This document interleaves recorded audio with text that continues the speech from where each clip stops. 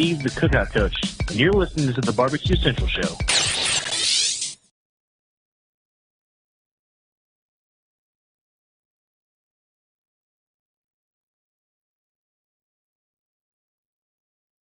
the game! Let's go! We'll do it live. Okay. Well, do it live! I'll write it and we'll do it live! So to get that perfect barbecue, you use wood. Are you sure it's safe? Whatever. We put the lighter fluid on, strike the match, and... Oh! Should we call the fire department? That might be a good idea.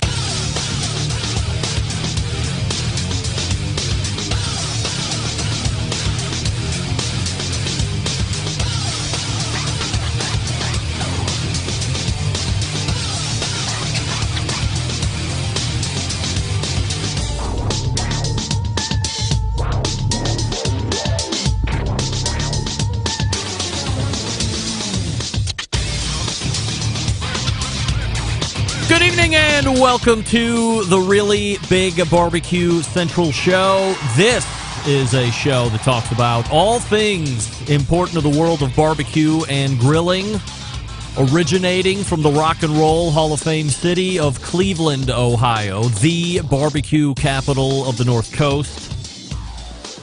I am your program host, Greg Rempe.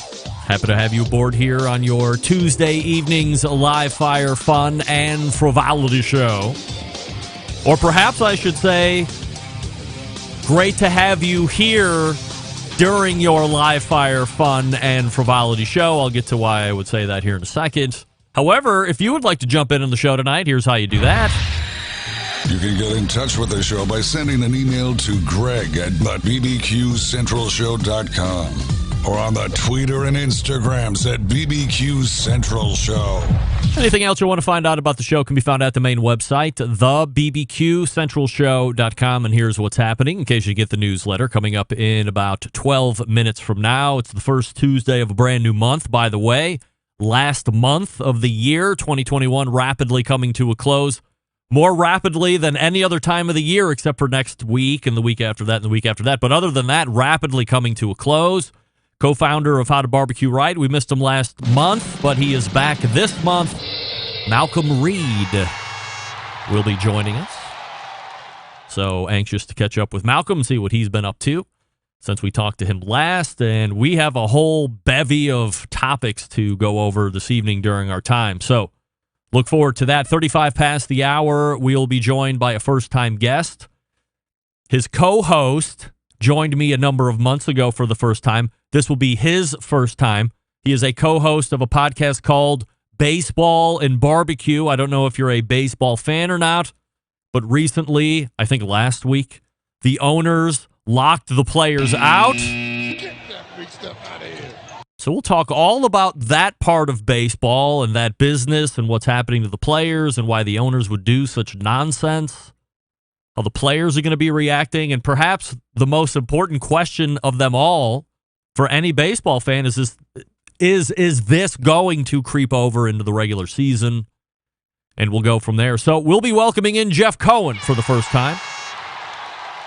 If you're not a fan already, it's Baseball and BBQ, which can be found on all of the podcast platforms that are currently available, or you can visit their website, baseballandbbq.weebly.com.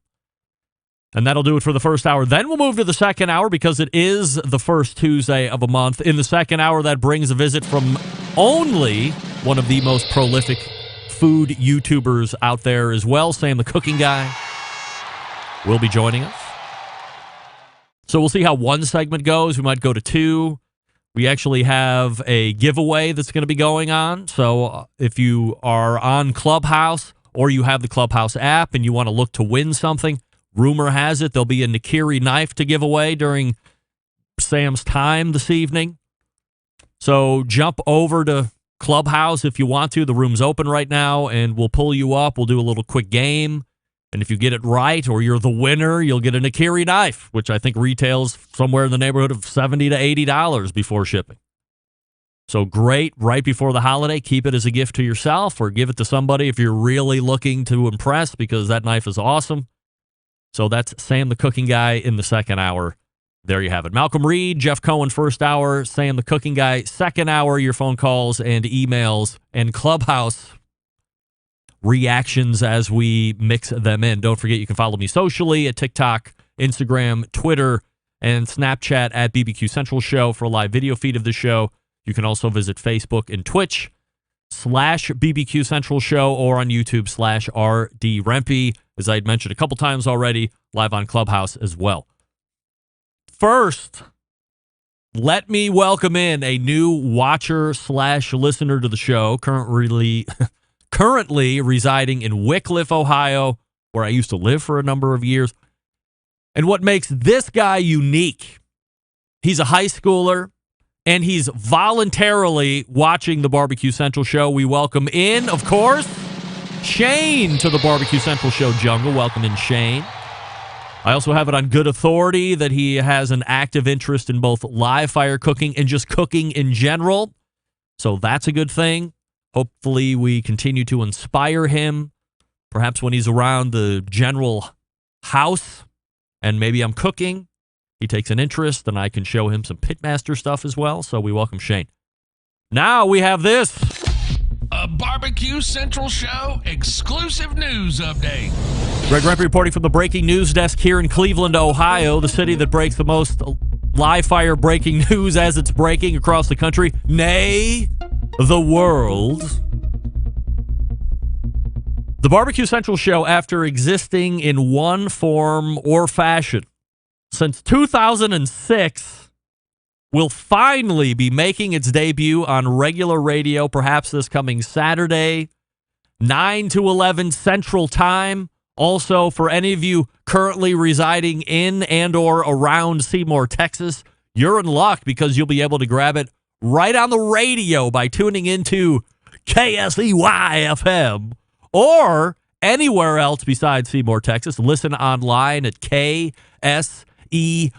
That's Kilo Sierra Echo Yankee, KSEYFM.com online. So I now have one radio station on the ever-coveted cleared list.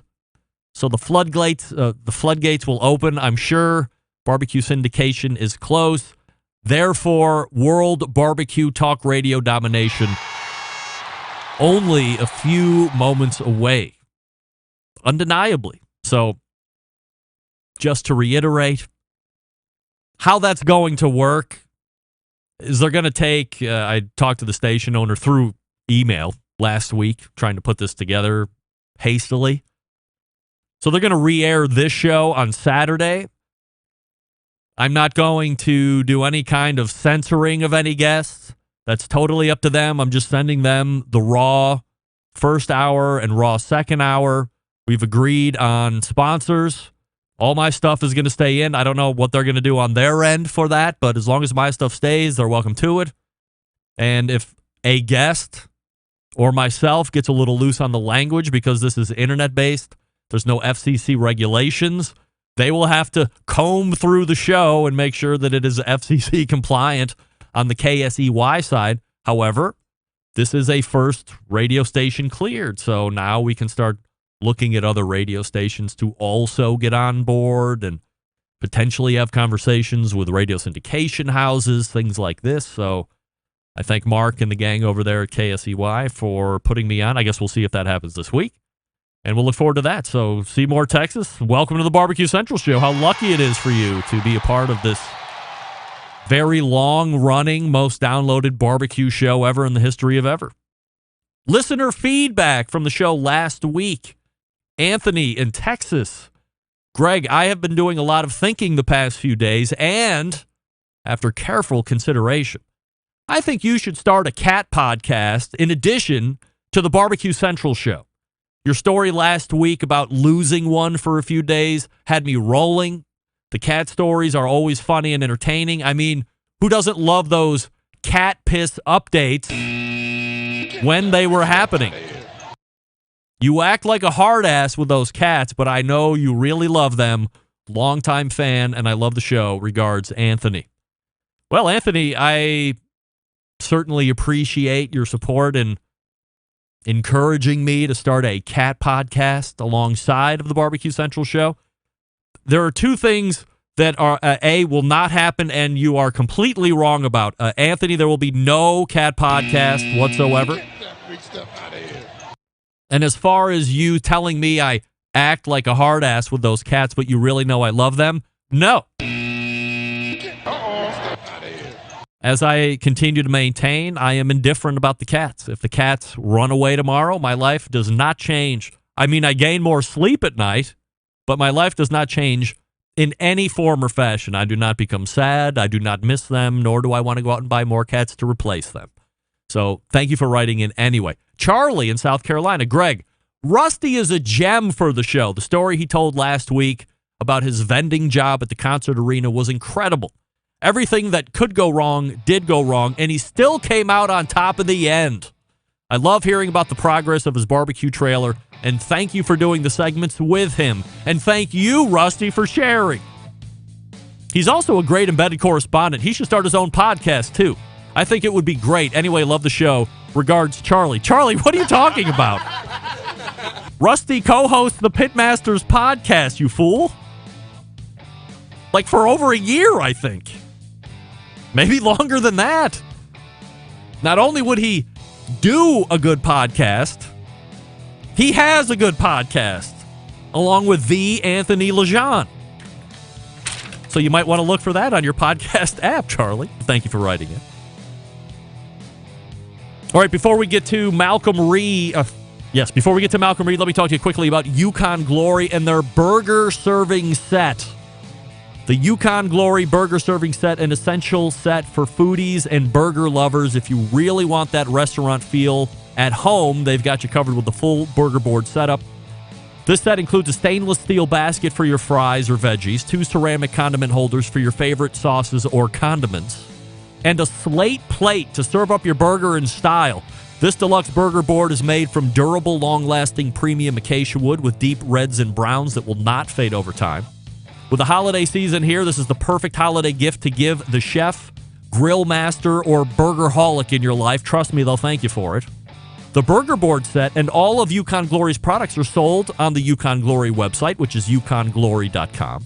You can also get them at Amazon, Walmart, Lowe's, the Home Depot, and Target. By the way, if you use their website, yukonglory.com, at checkout, use promo code 10CENTRAL, the number 1 and then 0, followed by Central altogether, for a 10% discount through the whole month of December. Follow Yukon Glory on Instagram and Facebook at Yukon Glory for their latest updates. And once again, if you're at yukonglory.com checking out, use promo code 10CENTRAL for a 10% discount through the whole month of December. Check out that burger serving set. Told you all about the grill basket set. Now it's the burger set, and the thing is great. Slate plate really amps it up. Come on. All right, we got Malcom Reed in the green room. We'll get to him in just 1 second. Stick around. We'll be right back.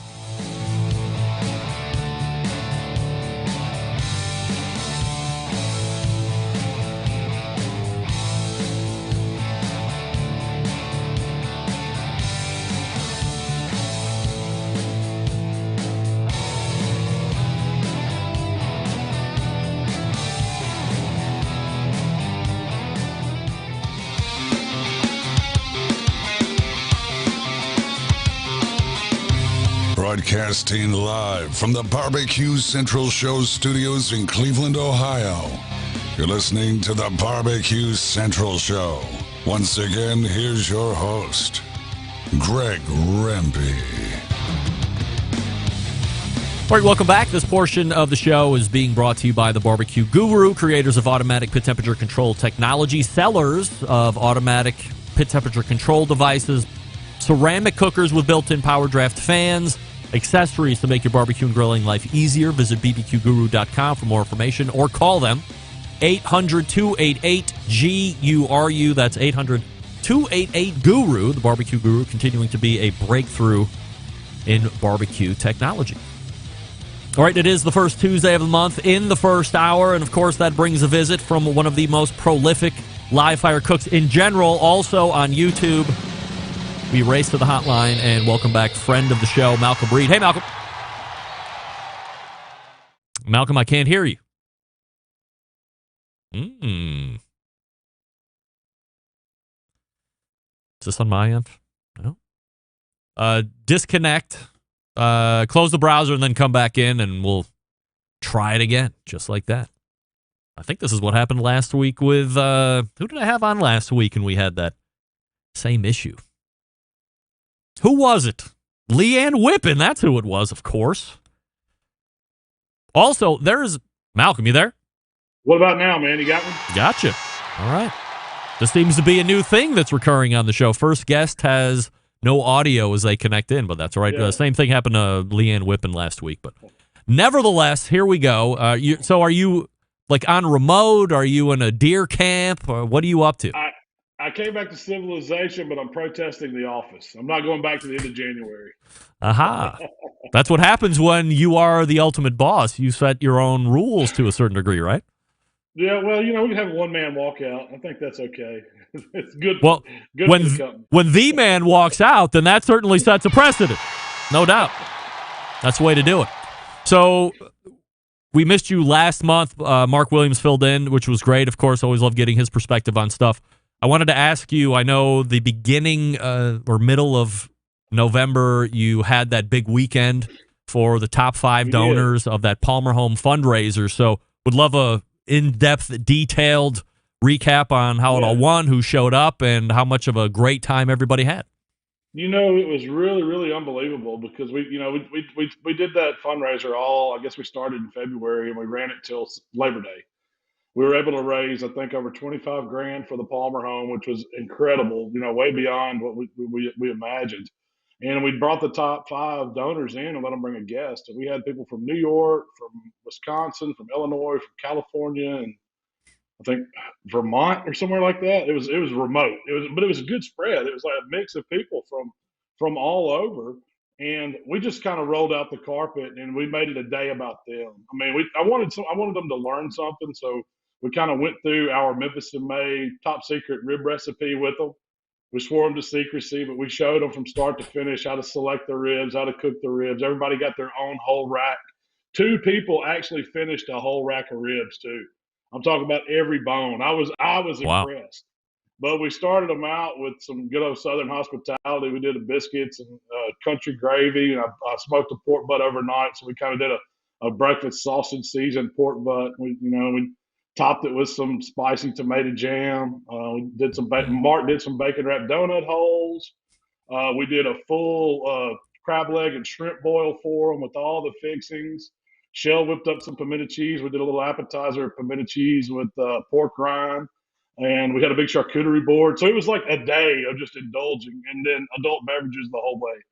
I opened up a bottle of a Blanton's that I'd had on the shelf, just waiting for something special. And we had some good whiskey, some, good tequila, just things like that. We had a lot of fun, man. Did any of these people know each other through like commenting on YouTube stuff, or know themselves virtually, or they were all perfect strangers right off the bat? They were all strangers. Most of it was, one guy and his buddy came.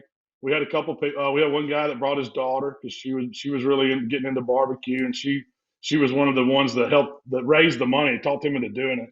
And I think they were the only competition team, and the other people were just different walks of life, Malcom Reed joining us here on the show. HowToBBQRight.com is the website, of course, and Pitmaster Killer Hogs competition team.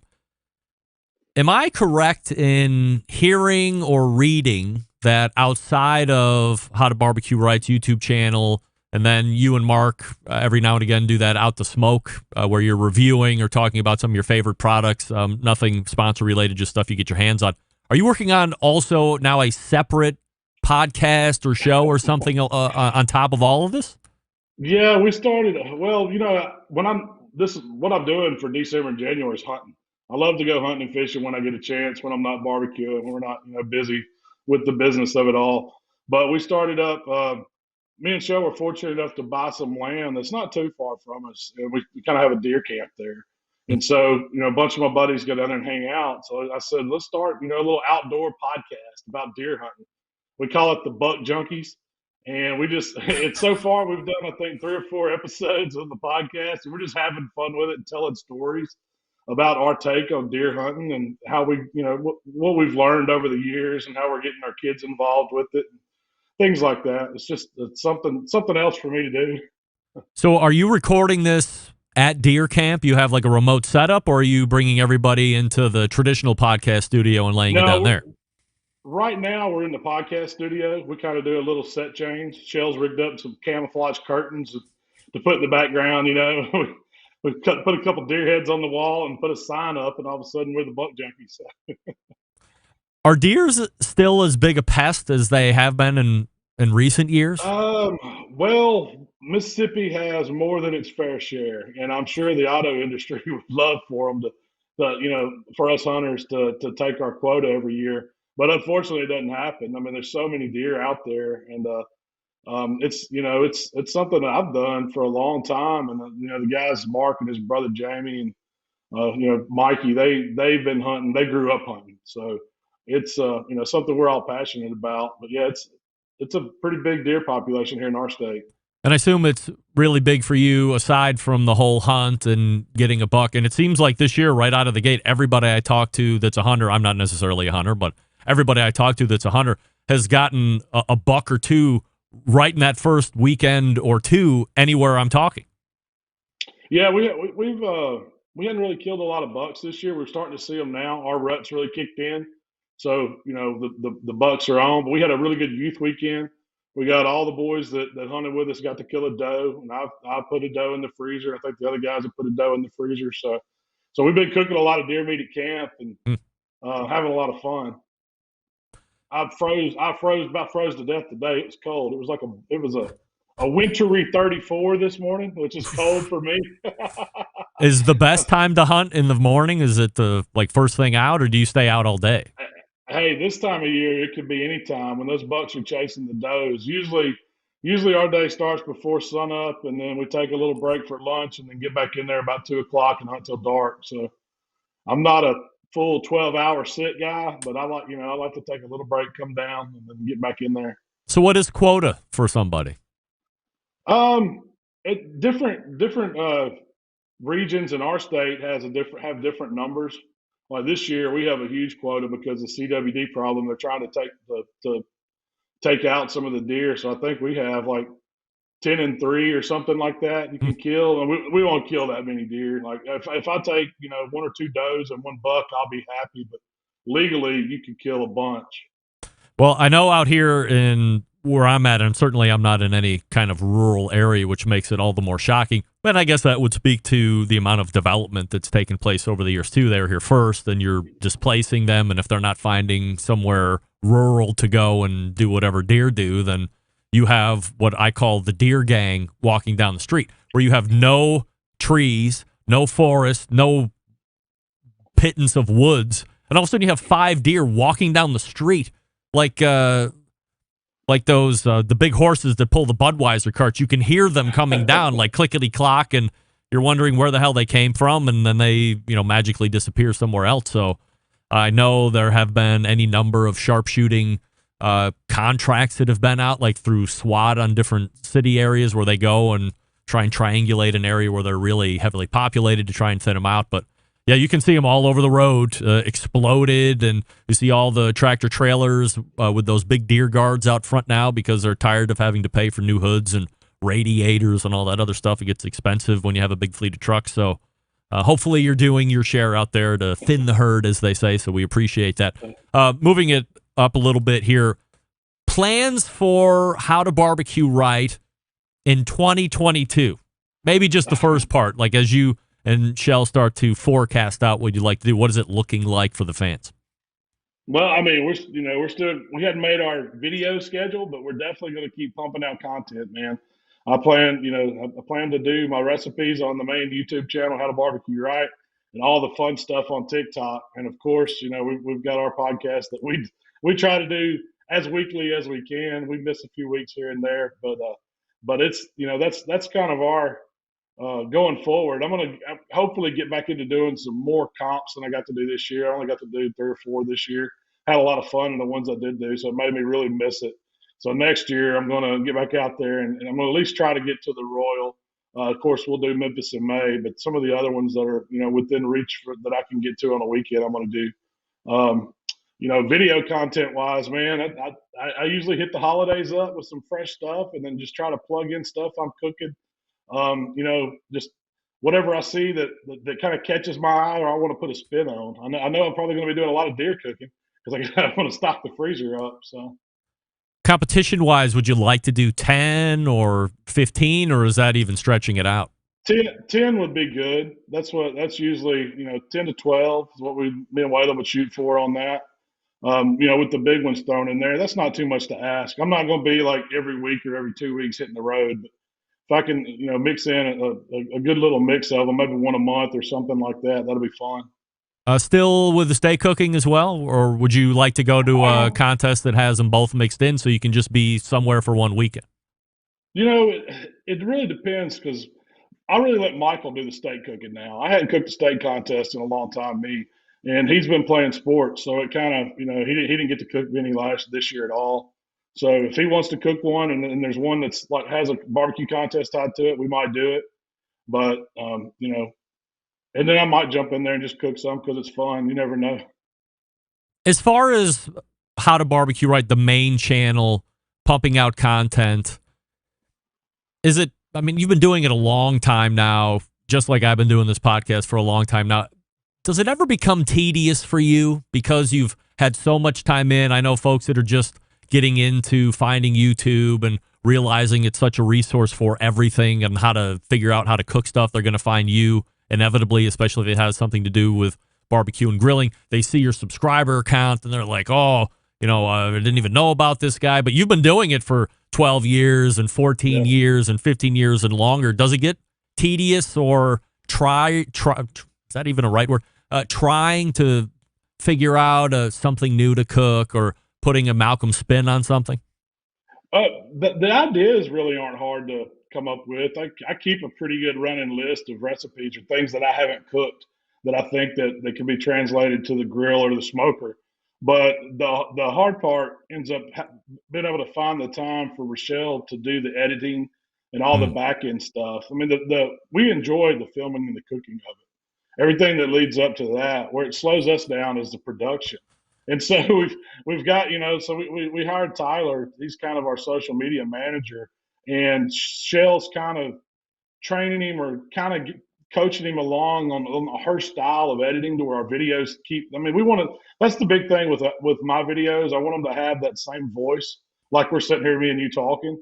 I don't want it to be overproduced. I don't want it to be, super edited. I don't, of course we want decent quality, but I don't think the quality is as much as the voice or the message coming across. And ours is that anybody can cook the stuff I'm cooking. We're just hanging out and makes people feel good about barbecue. Malcom Reed joining us here on the show, howtobbqright.com, his website. So we're coming into what I would refer to as the rib roast part of the year, end of the year. A lot of people are going to be doing rib roast for Christmas. You did a incredible rib roast video recently. It was it a Wagyu, all Wagyu rib roast? It was one I got from Kevin at the butcher shop, and it was, he sells the A9 comp briskets. Yep. And we asked him if he gets the A9 version of the rib loin, and he's like, "Yeah, I cut them, but I mainly cut them into steaks. He don't sell them. I mean, he don't sell them as whole roast a lot because it's like $650 almost for that piece of meat, which sounds like it's really expensive, but when, just a few months ago, we were buying ribeyes at Sam's Clubs and they were $300, so it wasn't that much more. But let me tell you, that was one piece of meat that was just incredible, Greg. I mean, we've had that Wagyu discussion before, how a little of it goes a long way because it's so rich. Well, that A9 meat eats a little different. You can eat a little more of it. It's not like the Japanese, the mega Wagyu, the really marbled stuff, but the flavor. I want to say you just don't want to the main thing is don't overcook it because it doesn't need a whole lot of cooking. We were like 120 internal. It was perfect. And it was melt in your mouth. You didn't really, the knife just slid right through it. And you didn't even need a knife to cut it up when you got it on your plate. So, and I could eat a piece of it, but I wouldn't say I could eat 16 ounces of it. Yeah. Or you're going to be in trouble, if you know what I mean. Yeah, that's right. Yeah, no doubt. Are there any general tips on rib roast? Do you prefer a method, one method over another, or what do you like? I'm going to say the biggest thing is get you a thermometer that you can trust, and so you can watch your internal temperature. whether you jack the heat up at first and build the crust up and then turn it down low and finish it, or you sear it real quick at first and slow it down. Both ways work. I personally like it on the smoker. You know, that rib loin, you really only get seasoning on the outside of it. So it does really well on a smoker. You cook that in the oven and you're just getting the seasoning on the outside and the browning effect from the oven. But when you put it on the smoker, you add a little bit more depth of flavor with some smoke. And we don't give it heavy smoke. I mean, it's just a nice tone. But the meat on the inside of the prime rib, where normally you wouldn't have a whole lot of flavor, just beefiness, you get some of that additional smoke flavor. So it goes with your crusty herbs that you put on it. Of course, a lot of salt. That piece of beef like that needs salt to have some taste. And then I like some pepper, but I keep it really simple. It's not a complicated recipe at all. We love to give gifts. We love to get gifts during this time of year, no matter what you're celebrating. What are your top recommendations to give to the live fire lover in your life? Man, I want personally one of those Grill Blazer grill guns. Mark, that was one that Mark brought in for us to test out on Out the Smoke, and it's basically like a handheld version of a flamethrower. So who's into live fire cooking that wouldn't want a flamethrower? But you know, I'm a wing guy, so I like my Vortex, which is an attachment that can go just about. It's made for a Weber kettle, I think, but it can go on any grill. It's basically that cone shape. Looks like a little science experiment volcano you would use in 6th grade to put your charcoal chimneys in. And it really turns any grill into an awesome wing cooker. But those thermometers are a good knife. The Shun brisket slicer knife. For the guy that has every knife, get him a Shun. I think it's about $180 for a brisket slicer, 12-inch slicer. But man, it's a beast of a knife. What about rubs and sauces? You have a very successful line of rubs and sauces yourself, but outside of the Killer Hog stuff, what would you buy or what would you recommend somebody trying? Well, my favorite one, the newest thing that I brought in to the shop that I started using a lot, is called a chimichurri rub. There's a spicy version and a regular version, and it's like if you're familiar with that South American style of beef and cooking, and they serve a chimichurri sauce with it. It's like vinegar oil-based sauce with fresh herbs. This is a dry version of that you reconstitute with vinegar and oil. And man, it's great on beef for making like a dipping sauce to serve with it. But it's also, we've been putting it on baked potatoes, putting a little duck fat on them, seasoning the outside with a little salt, putting that chimichurri rub on the outside. I've done chimichurri dry wings with it as a dry seasoning and grilled them. It's really, it's something that's new and different that I haven't seen, and it tastes phenomenal. And also, I got to give a shout out that prime beef that we used on that Wagyu rib loin. That's a good one that Mark and Jamie came out with this year over at Swan Life, and it's really good on beef.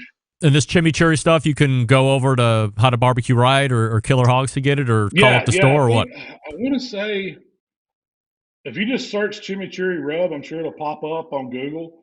But it's Al Fragoni's is the guy that makes it. Al Fragoni's chimichurri seasoning, and he has just a regular bottle and a hot and spicy bottle. I think the hot and spicy bottle just has like crushed pepper and some different heat in it, but it's not super hot. Malcom Reed joining us here on the show. You can find him over on YouTube, of course, How to BBQ Right, or hit the website, How to BBQ Right. Malcom, always appreciate the time. Have a great Christmas, and we'll see you again in the next year. Hey, Merry Christmas. It'll be Happy New Year when I see you next, Greg. We'll see you. You got it. There he is, Malcom Reed right there. Always appreciate that. Great info for you getting ready to do the prime rib roast. Call Kevin over at the butcher shop and see if you can't get yourself one of those prime or Wagyu rib roasts. That's when we start getting into the weird mixture of terms. Prime rib. Well, prime is a grade. Rib roast. Prime rib roast.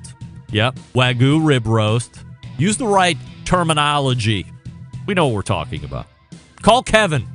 If you mention the show when you call Kevin at the butcher shop at Pensacola, you get 10% off your order. Did you know that? It's true.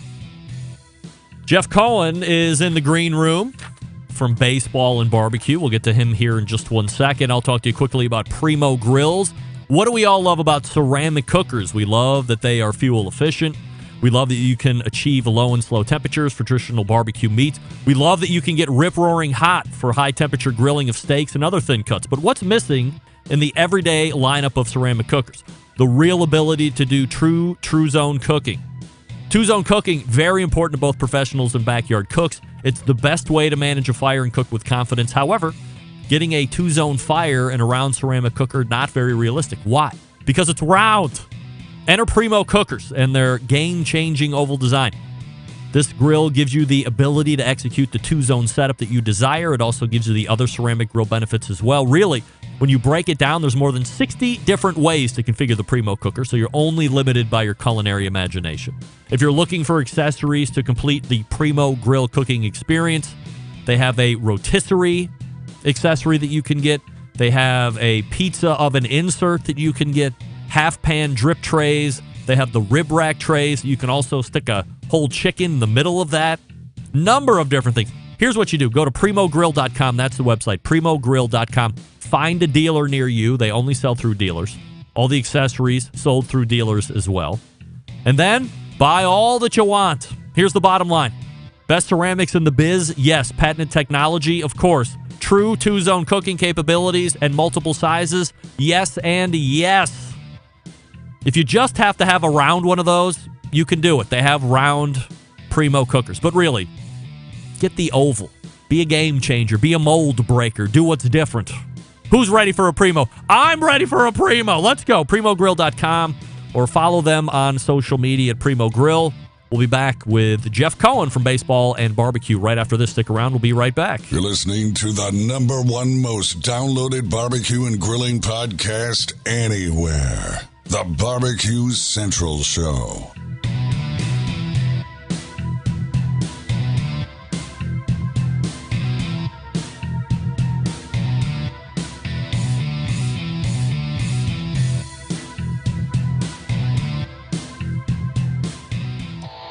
Howard Stern, Jim Rome, Dan Patrick, and Greg Rempe. The Mountain Rushmore of talk show entertainment. Now, let's get back to the Barbecue Central Show.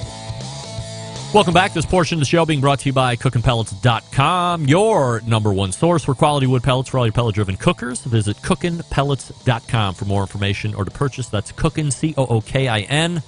See all the pellets that they have, see all the other accessories they have, and then buy it up. Chris Becker and the gang over at Cookin' Pellets. If you are a fan of baseball, then you know that as of late last week, the owners have locked out the players. While this doesn't have a huge impact on play at the moment, it does halt some other business that could be taking place right now. While this isn't a sports show per se, we do mix sports in and barbecue from time to time, and here to talk a bit about this situation and how he thinks it may or may not resolve itself is the other half or co-host of the team that does the Baseball and Barbecue podcast. We race to the hotline and welcome first timer to the show, Jeff Cohen. Hey, Jeff. Hey, how are you? I'm fabulous. Thanks for having me on. Very happy to have you on. Appreciate you making time. So before we jump into the baseball talk, Jeff, can you give us a quick background on yourself personally and professionally, and then we will do the baseball stuff. By the way, if I must, nice hat. Of course, road cookers. Thank you very much. I noticed that. I know Doug will notice that and not stop talking about it. So tell us all about yourself. Oh, thank you. I'm just a baseball fan, a barbecue fan. I'm a sales operations professional by day and a podcaster by night with Len Aberman, as you said, on the Baseball and BBQ podcast. What is a sales operation manager? I help the salespeople go and make their quota, help them sell stuff. I do a lot of analysis. It's a lot of spreadsheets stuff. Aha. So you're the brains behind the close, basically. Exactly. Yes. Exactly. All right. Well, we like that. As a sales guy, I certainly appreciate that. By the way, where the hell is my operations guy? It's just me floating around out there doing truck sales. I don't even have an inside person. So that's terrible. Yeah, we have to rectify that next year. We'll figure it out. Yes. All right. So typically, guys like you, the ones who really know the game and its history, have been fans since they were very young. Have you always been a baseball lover, or did you pick it up a little bit later? I've always been a baseball lover. I remember since I was 7 years old when the Mets won the World Series, I was just hooked. I lived a couple blocks away from Shea Stadium, and when I got older, I was able to go down there by myself. Hooked. You're a New York Mets fan, as you said. So aside from the lockout stuff, and we'll get to that here in a second, do you have any preseason predictions for how well the Mets will do this year? What's your gut telling you? Well, my gut tells me that we spent a lot of money on free agency. They just signed Max Scherzer to a whopping contract, $43 million a year. Is that ridiculous? I mean, the guy's 40 years old, right? Ridiculous. Well, he's going to be at the end of the contract, but it is ridiculous. You have, you had one of your guys, Francisco Lindor, last year. Whoa, not my guy. Who? Who? I never heard of him. Never heard of him. But he's for $30 million. You have, and Jacob DeGrom, the best pitcher in baseball, and he's making $30 million. So it's ridiculous. Jeff Cohen joining us here on the show from Baseball and Barbecue, the website baseball and bbq.weebly.com, or you can follow them social media handles at Baseball and BBQ. So as you look back on the close of last season, is this work situation in baseball something that was on your radar as becoming a real issue, or did you think that at some point between when the World Series ended and to where we are today that maybe everybody knew about it and they were secretly talking about it? I didn't really hear too much about it on national talk radio per se, but was it something that everybody maybe assumed that would just get ironed out before the months of free agency and things starting to ramp up for the new season? No, I already assumed that it was going to out. They've been for the last 2 or 3 years that the players weren't very happy with the last collective bargaining, and they were going to really come together and really stick it to the owners this time. And look, these guys are billionaires and billionaires. No one feels sorry. No one's ready for these guys. But it's obviously all about the money. The players want a bigger share of the pie, and they have reasons. For example, the average salary down, believe it or not, 6%. The average salary is $4.17 million. The minimum is almost $600,000. Hey, Jeff, can I interrupt just for 1 second? Sure. You're kind of chopping in and out. Can you do me a favor? Close that browser and jump back in and see if we can resolve a little bit of an internet bug here. We'll wait.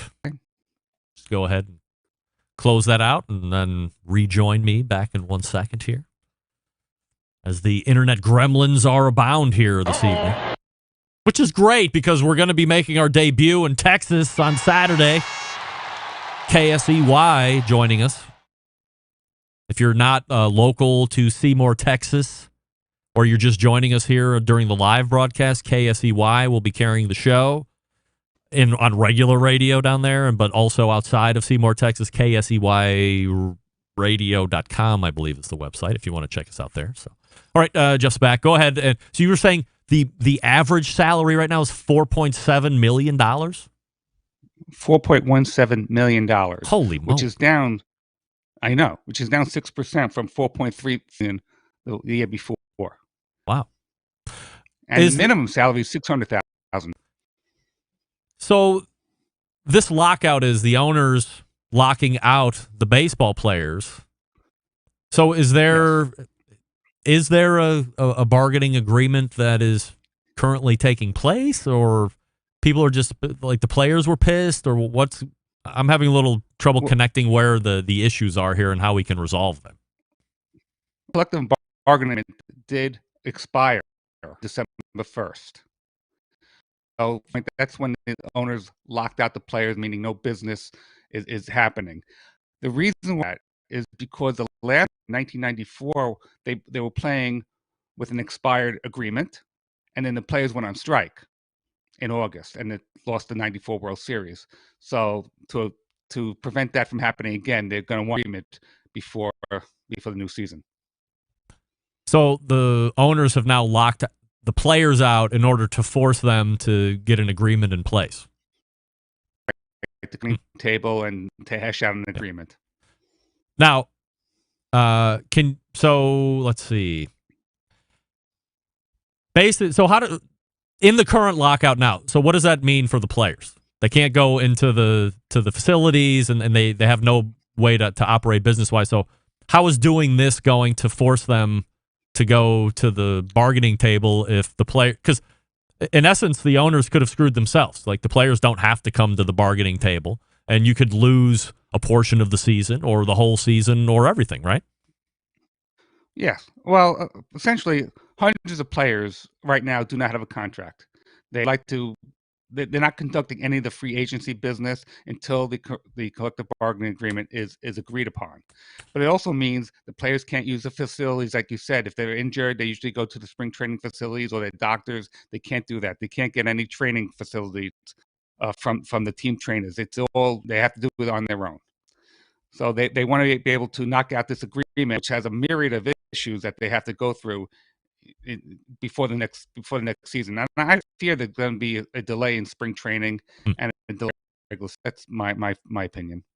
So we're just into December, spring training typically starting that first week or two of February. And that's when position players or pitchers, catchers report, and then it's typically position players and veterans a couple weeks after that as they start to do that preseason. So you're expecting some kind of a delay beginning of February. Do you see it stretching through March, potentially? I hope not. I hope not. But, when there's urgency, that's when the agreements, tend to happen. So when it gets closer to that date, February, March, then they're going to say, okay, I want to get paid. I want to get paid. Let's finally make an agreement. And now it's just a lot of posturing, a lot of rhetoric going back and forth in the media side, by the commissioner side, by the Players Association side, a lot of BS and talking in the media. They don't believe this. They think it's going to ruin the game. But it's just a lot of rhetoric going back and forth. Players are not going to get paid, though. Well, they don't get paid anyway during the off season. It's during the season they get paid, but they're not going to have any contract. A lot of them don't have contracts now. Hundreds of players don't have contracts, and they would like to know where they're going to be playing. They got to get settled, where they're going to play, how to play for, and that's a big issue for them. So if it stretches into the season, they don't have contracts. They're not going to be getting paid if they are in season when they would typically be getting paid. Are there a lot of players that you think, this is pure speculation on your point, aggressively spend all of their money and aren't like stewards of finance per se, or say, hey, I'm just starting out. I just got drafted. I need to have a job, and I'm not going to go work at Lowe's until this thing is hashed out.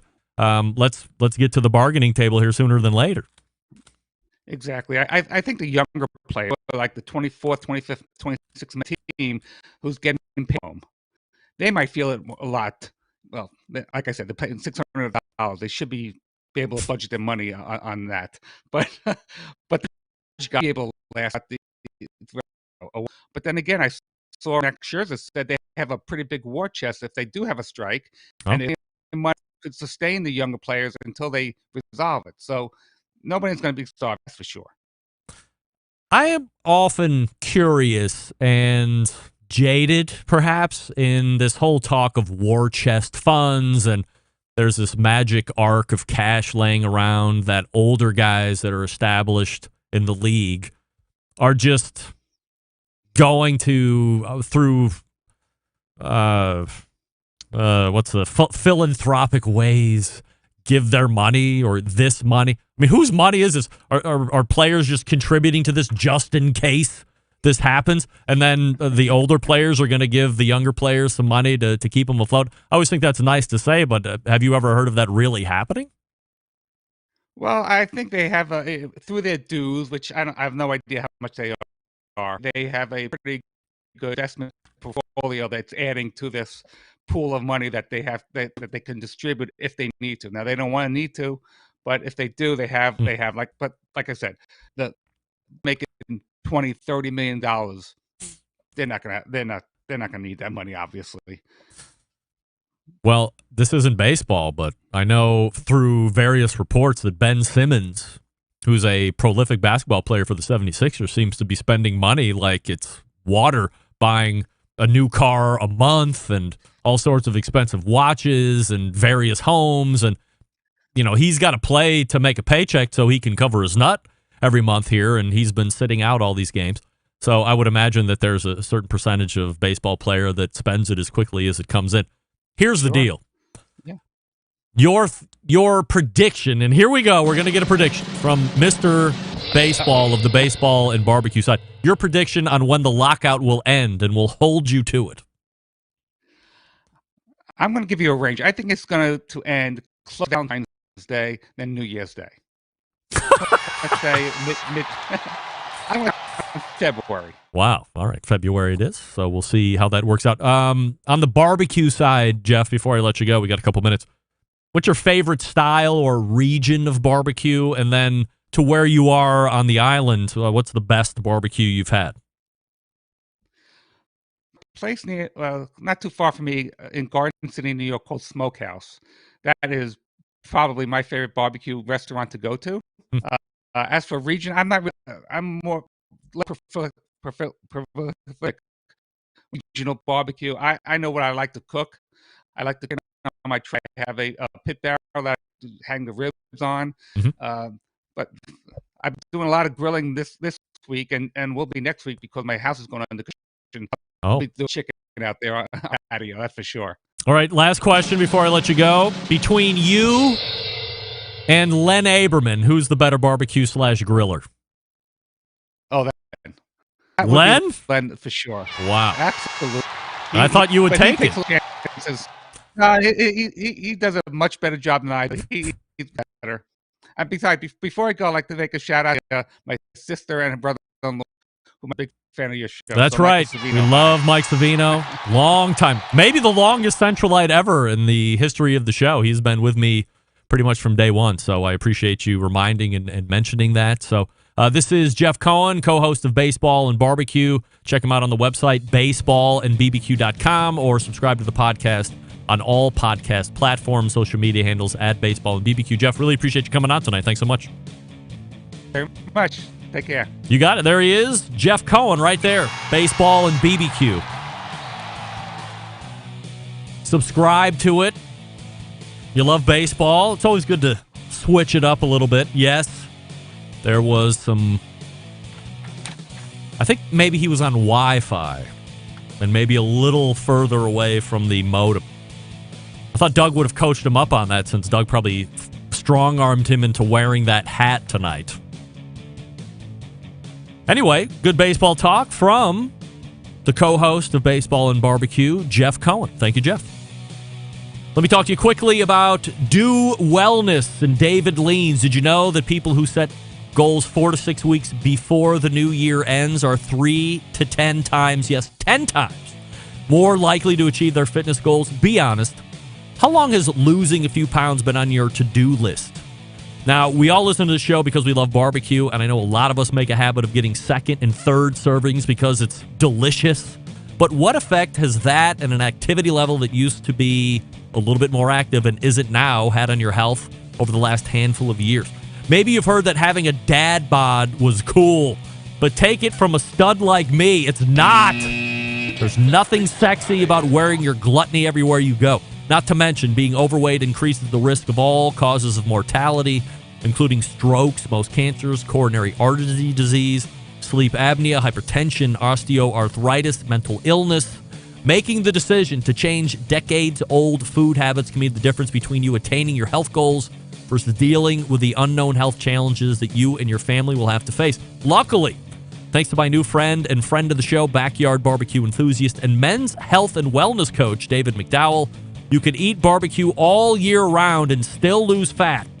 With David, you've got assistance around the clock. He's just a text message, an iMessage, a WhatsApp message, or email away. He's also available to FaceTime, Zoom, and WhatsApp video chat whenever you need help, even on short notice. Some coaches charging upwards of $500 a month for canned diet plans and 1 to 2 check-ins per month. Forget that. Partnering with David allows you access to a resource who is available effectively 24/7. Things have gone so well the past few weeks here on the show that he's extending the special to Barbecue Centralites by offering a year of coaching, but not for $500 a month, not for $400 a month, not even $200 a month. You can finally permanently lose all the unwanted fat in 2022 for only $2,300. That's total. Gang, don't wait. Get on this now so you're ready to win with the health in 2022. It's David's personal guarantee to you. If you're honest and you make the effort, you you'll succeed in losing fat. And if you don't, he'll refund you 100% of your investment. No questions asked. Ready to go? Hit it up. DavidLeans.com/BBQ. That's DavidLeans.com/BBQ to sign up. Do it now. We're back to wrap the first hour right after this. Stick around. Continuing to produce incredibly mediocre content in an exceptionally professional way. You're listening and watching the Barbecue Central Show. Once again, here's your host, Greg Rempe. Welcome back. This portion of the show being brought to you by Fireboard 2, Fireboard 2 Drive, Fireboard 2 Pro, and the Fireboard Spark. Monitor up to 6 different temperatures simultaneously. Connect to Wi-Fi for cloud-based monitoring, or connect via Bluetooth if you have Alexa or the Google Assistant in your home. You're in luck. Fireboard, fully integrated with both. Find out more by visiting fireboard.com or call 816-945-2232. Guy the Cooking Sam weighing in. Don't show up at a union meeting during a strike in a limousine. Sincerely, Lou Whitaker. Sweet Lou. That's when he earned the nickname Sweet Lou, showing up to a limousine for a strike meeting. Yeah, this is my car. I just take a limo wherever I go. Doesn't everybody? Alan Trammell, back me up on that. John Dawson weighing in $2,300 and you get free custom Ginsu barbecue knife. No. Text messaging, video check-ins, somebody holding you accountable to lose the fat. That's what you get. I don't know if you guys have been paying attention to either my social media or if you're invested like I am in the business of live fire at this point. But today and yesterday, I don't want to say we're landmark days, but we're pretty big days as far as business happening in the world of barbecue. Middleby, I'll talk more about this next week, but Middleby, who's probably the biggest name in barbecue that nobody knows about, has acquired 2 more live fire companies. They currently own things like Viking and Lynx, real high-end stuff that the elite of the elite have in their backyard and don't use and probably don't know how to use it. They've just acquired what I would call, when compared to the Lynx and the Viking end of things, lower end. They just bought Masterbuilt and Kamado Joe. Just announced yesterday. And what have we talked about on the show a whole bunch with various experts in the industry, especially as we talk about grills? How come there isn't a thermostatically controlled grill? You get a pellet cooker, you can set a temperature. You get a charcoal cooker nowadays. How notable is the Masterbuilt gravity-fed charcoal cooker? You pick a temperature and you set it and it keeps it at that temperature, all thermostatically controlled. How come there's no gas grills like that? Well, wouldn't you know? As of today, around 11:30, Charbroil dials up the next generation of grilling with the Cruise gas grill. As you can see right now, if you're watching, it's not overly impressive looking at it. It's stainless steel. It's got that ridiculous window on the top, which is going to get filled with smoke and grease immediately. But as you see right there in the middle, she's setting that temperature to 525 degrees.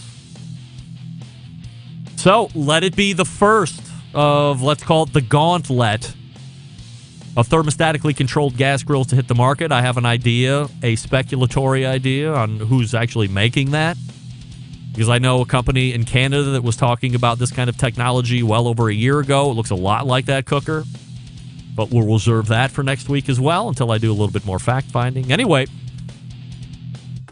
we thank Jeff Cohen from Baseball and Barbecue, Malcom Reed for visiting in the first hour. We are going to refresh libations and get ready for a jam-packed second hour, of course, with Sam the Cooking Guy. I have some other live fire takes to do at the top. So go ahead and do that, and we will see you back at the top of the second hour. You're listening and watching the Barbecue Central Show right here on the Barbecue Central Network. Stick around. We'll be right back.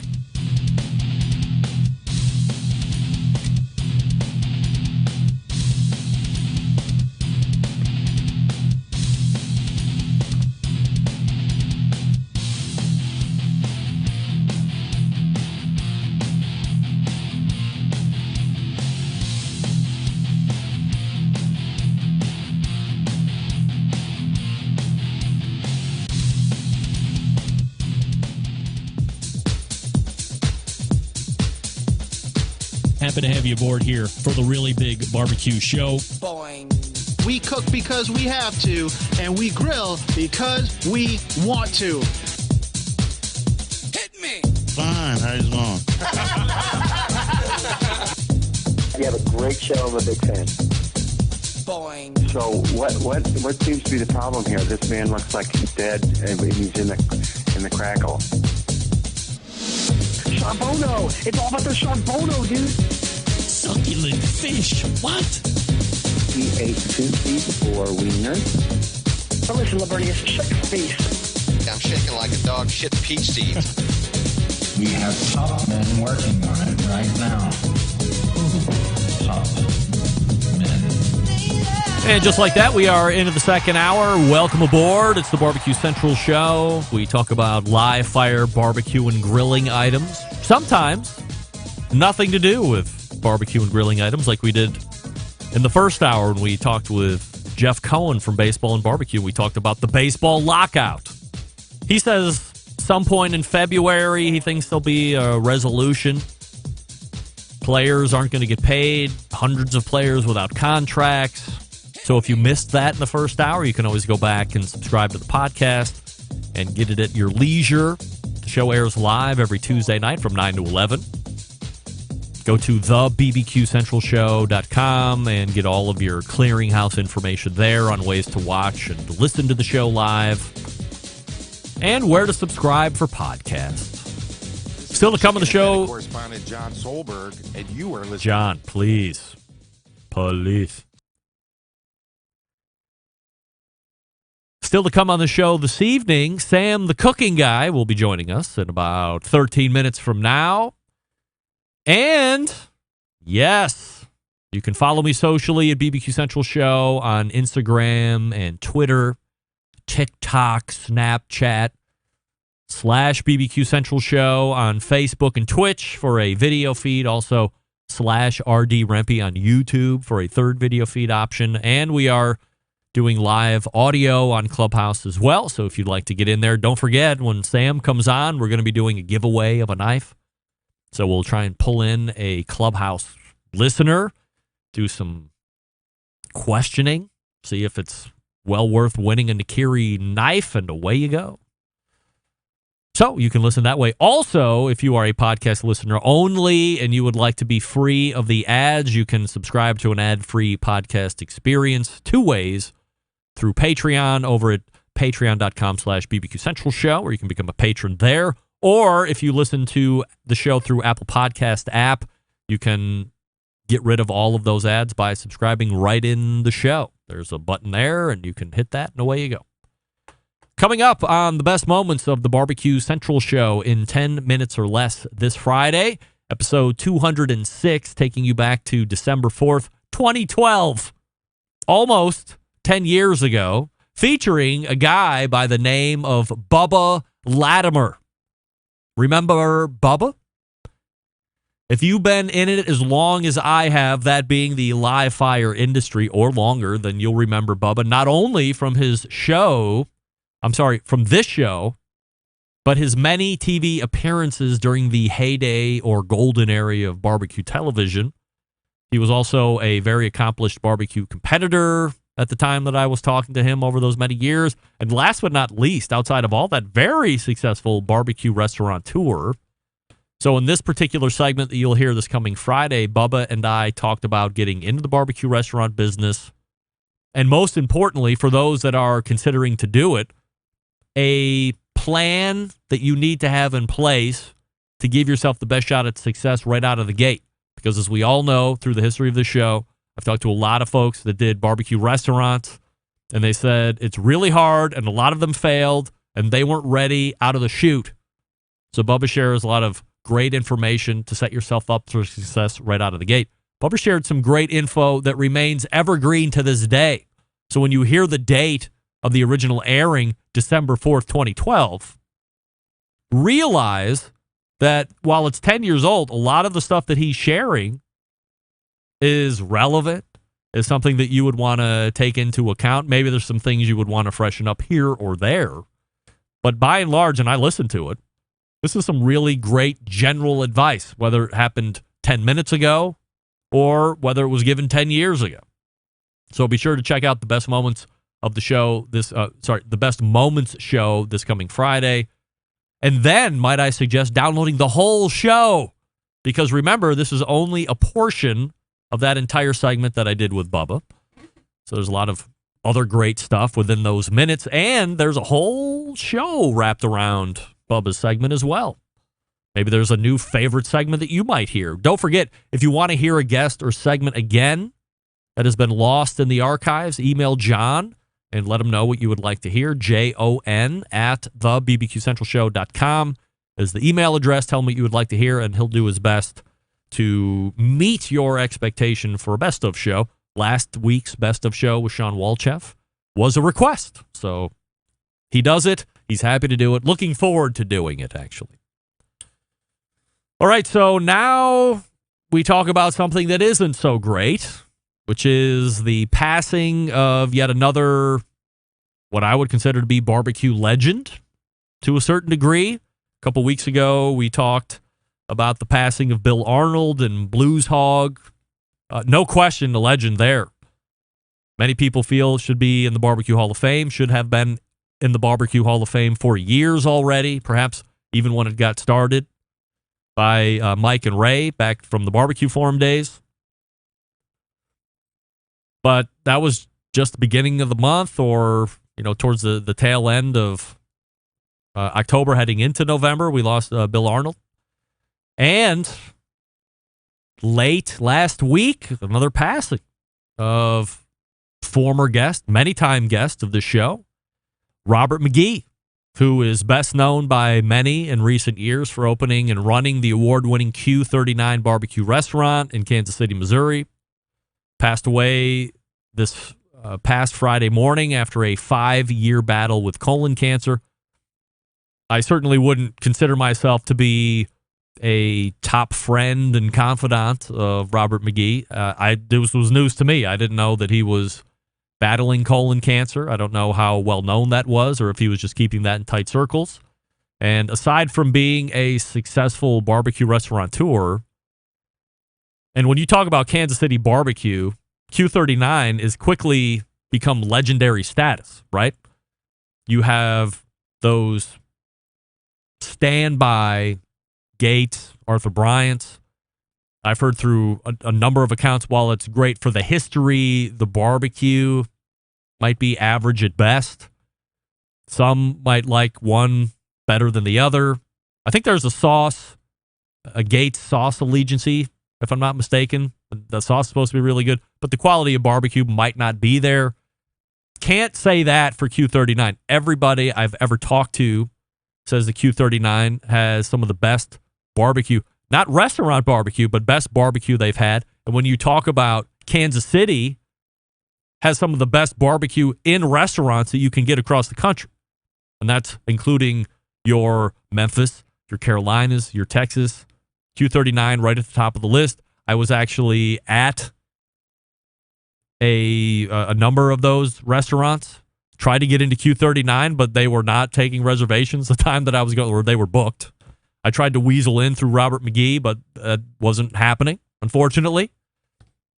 So aside from being a successful barbecue restaurateur for years, he was one of the most dominant teams on the Kansas City Barbecue Society's competition circuit under the team Munchin Hogs at the Hilton. How dominant, you ask? How about winning Team of the Year honors in both 2008 and 2011, and within those 3 years, didn't finish outside the top 10 for Team of the Year points. Pretty impressive. Now, where this really hits a chord for me, Robert is someone whom I've actually met in person. And that's, as you follow the show, and as I like to say, that's not something that happens all the time. It's very rare that I actually get to meet somebody who I've had on the show or who I'm a fan of virtually, meet somebody in person. But back in 2012, the Sam's Club Barbecue Tour rolled through Canton, Ohio for a local event. If you remember the Sam's Club Barbecue Tour, all the rage back in the day, became one of the majors to win. And Munchin Hogs came through it, cooked it. I was able to spend quite a bit of time with Robert and the team that traveled that weekend. In fact, That was the first time I had sampled both a prime brisket and a Wagyu brisket back in 2012. Also, the first time eating competition-prepared money muscle. I'd had pulled pork a number of times, but I just pulled the whole butt. Didn't even think about money muscle. Wasn't even really a thing back then, or was just coming into vogue. But that was the first time I had a competition-prepared money muscle. It was totally incredible.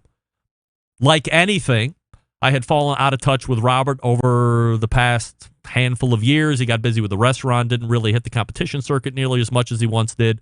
And I had moved away from competition or covering it on the show quite a bit, as I had done over the last number of years. But, as I just mentioned, I tried to meet up with him when I was in Kansas City for a volleyball weekend about 5 years ago, but we couldn't make the schedules jive. But anyway, outside of all that, we raise a glass to Robert McGee, one of the best competition cooks and arguably the best barbecue restaurateur out there. We thank him for the interviews he did over the years, the role he played in building the show over the years. Thank you, Robert. And Godspeed. All right, we are looking for Sam, the cooking guy, while we wait for him to load in. I will talk to you about Yoder Smokers. I know I say this all the time, right? But we're really looking to set up Yoder Smokers January, February next year. So they're just really busy.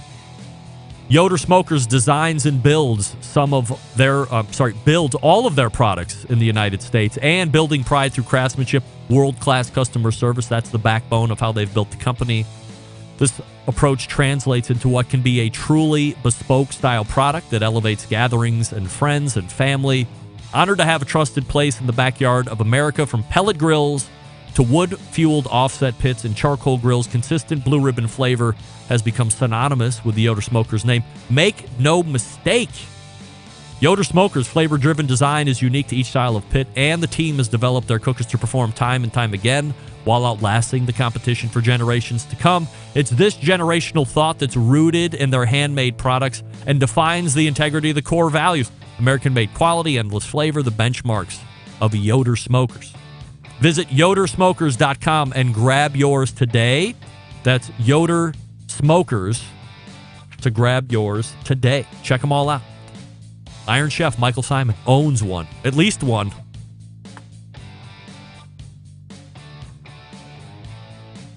All right, stick around. We will be right back. You're listening to the #1 most downloaded barbecue and grilling podcast anywhere. The Barbecue Central Show.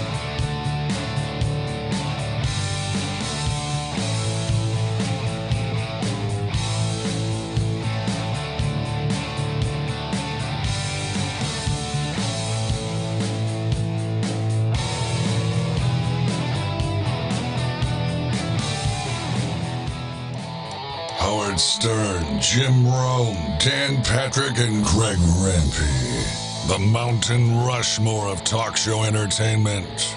Now, let's get back to the Barbecue Central Show. Welcome back. This portion of the show being brought to you by Pit Barrel Cooker, the most unbelievable outdoor cooking device on the planet. Currently available in 3 sizes with a host of accessories. Whether you're a beginner or professional, definitely a cooker you want to add to the arsenal. Visit pitbarrelcooker.com and tell them the Barbecue Central Show sent you.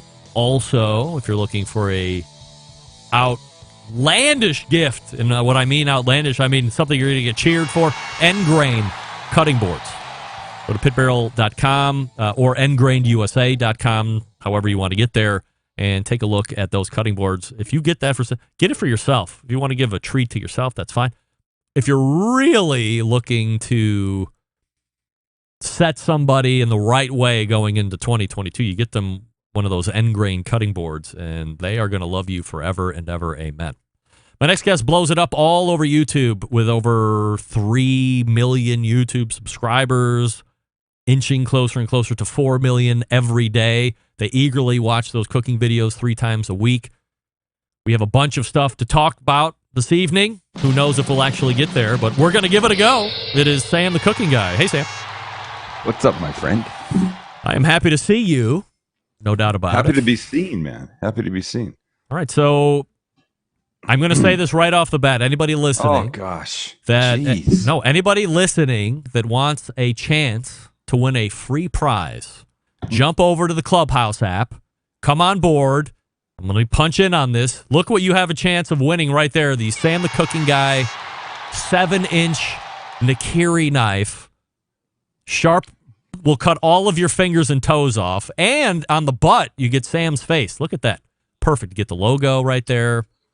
That's great. My face should be on everybody's ass, but for now, it's on the knife. Is that the most preeminent logo that you've had to date?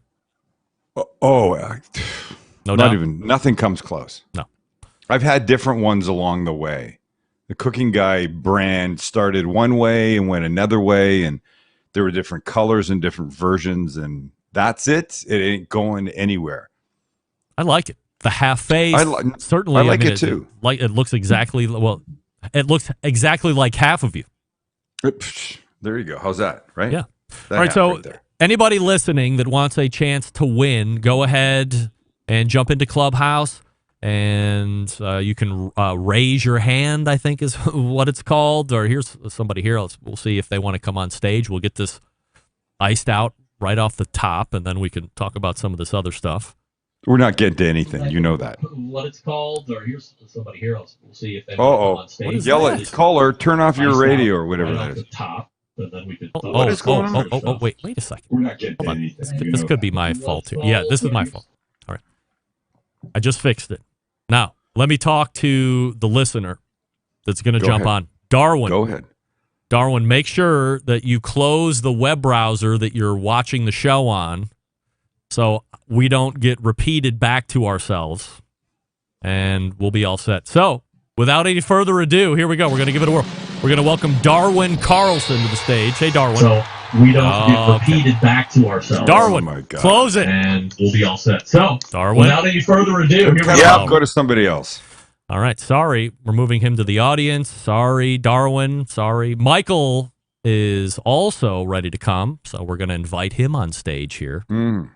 See if he is a little bit more aware on how to navigate the windows or browsers, if you will. So we'll see if he'll come on.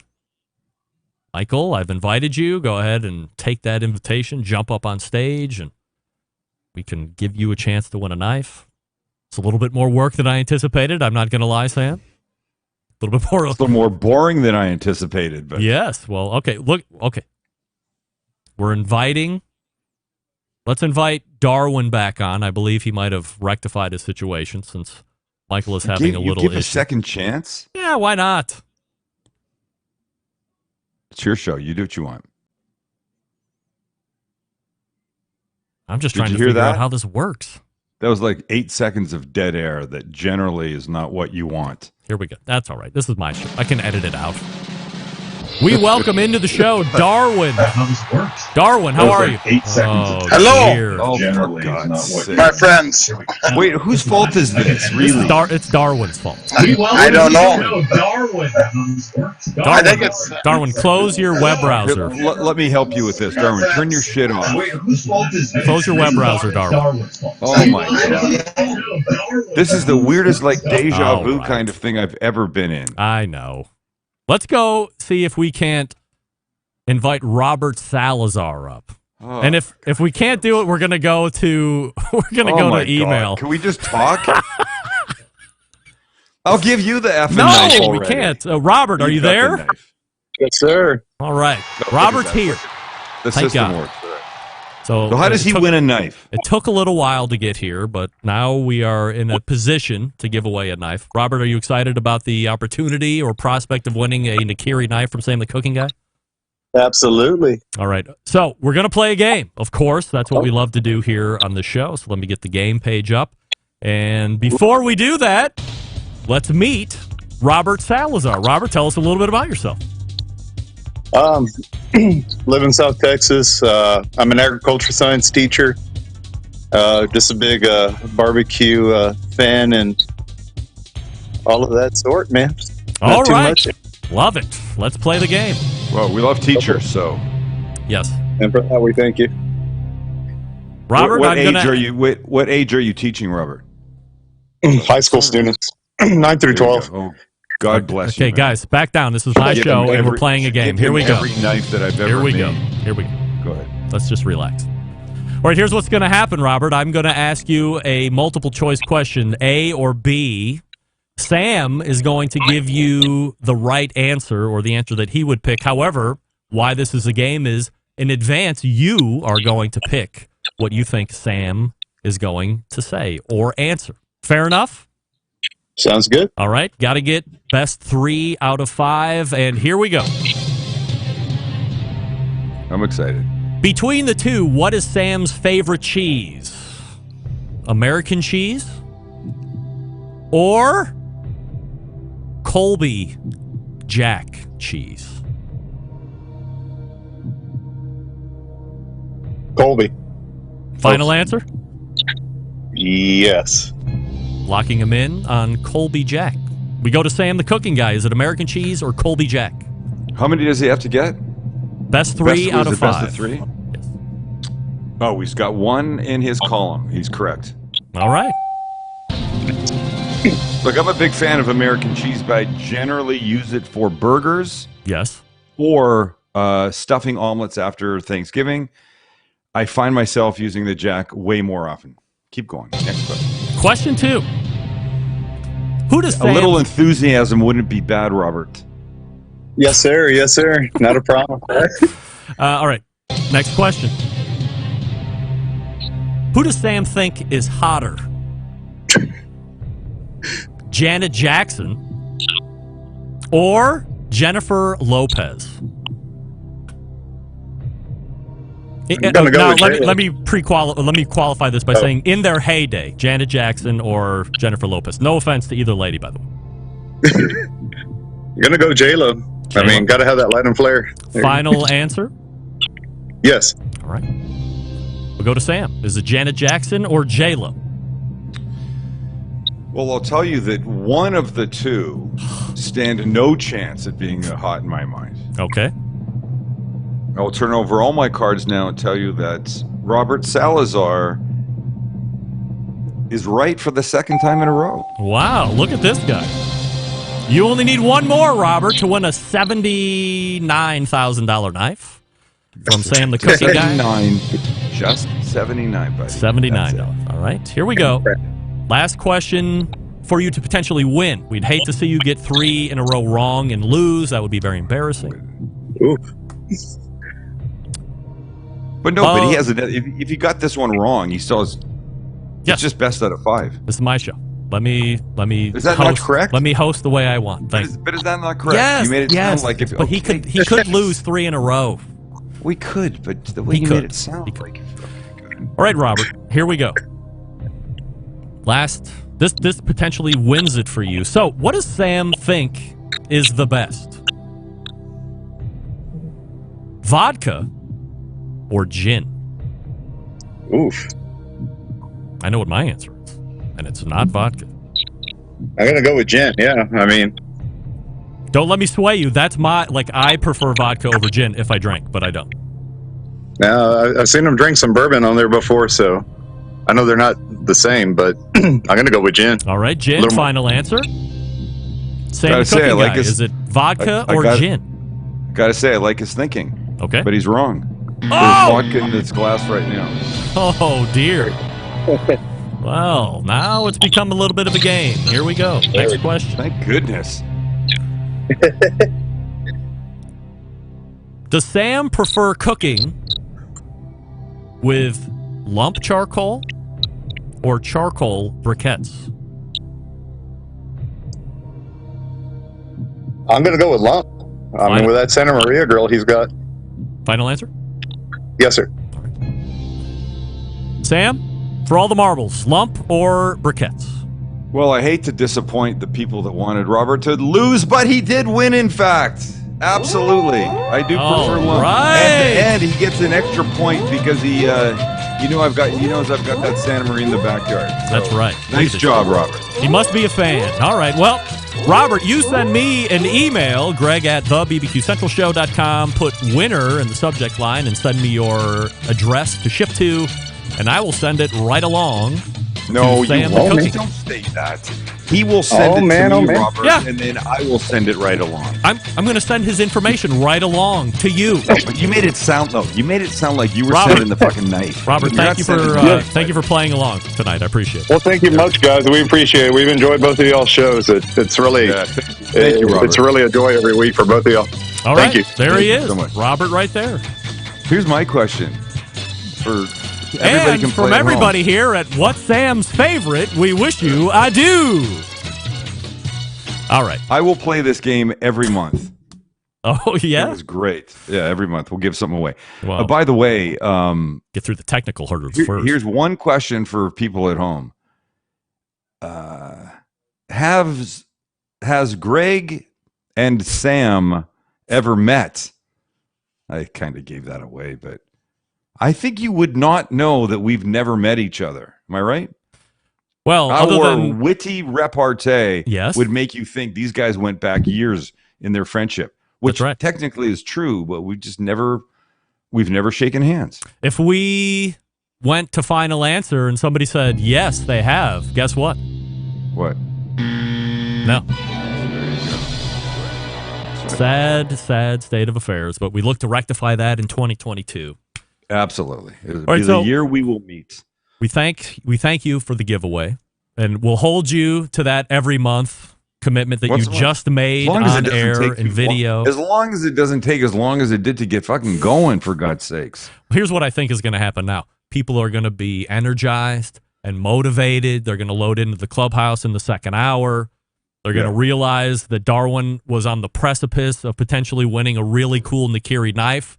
But because he didn't close his web browser, he definitely was on the precipice. It screwed him in the end, unfortunately. But now everybody knows. We've set the ground rules, a little bit of a legwork up front, but next month and going forward, it's going to be a masterpiece. By the way, masterpiece, go ahead. Let it be shown that those questions made up right off the top of my head.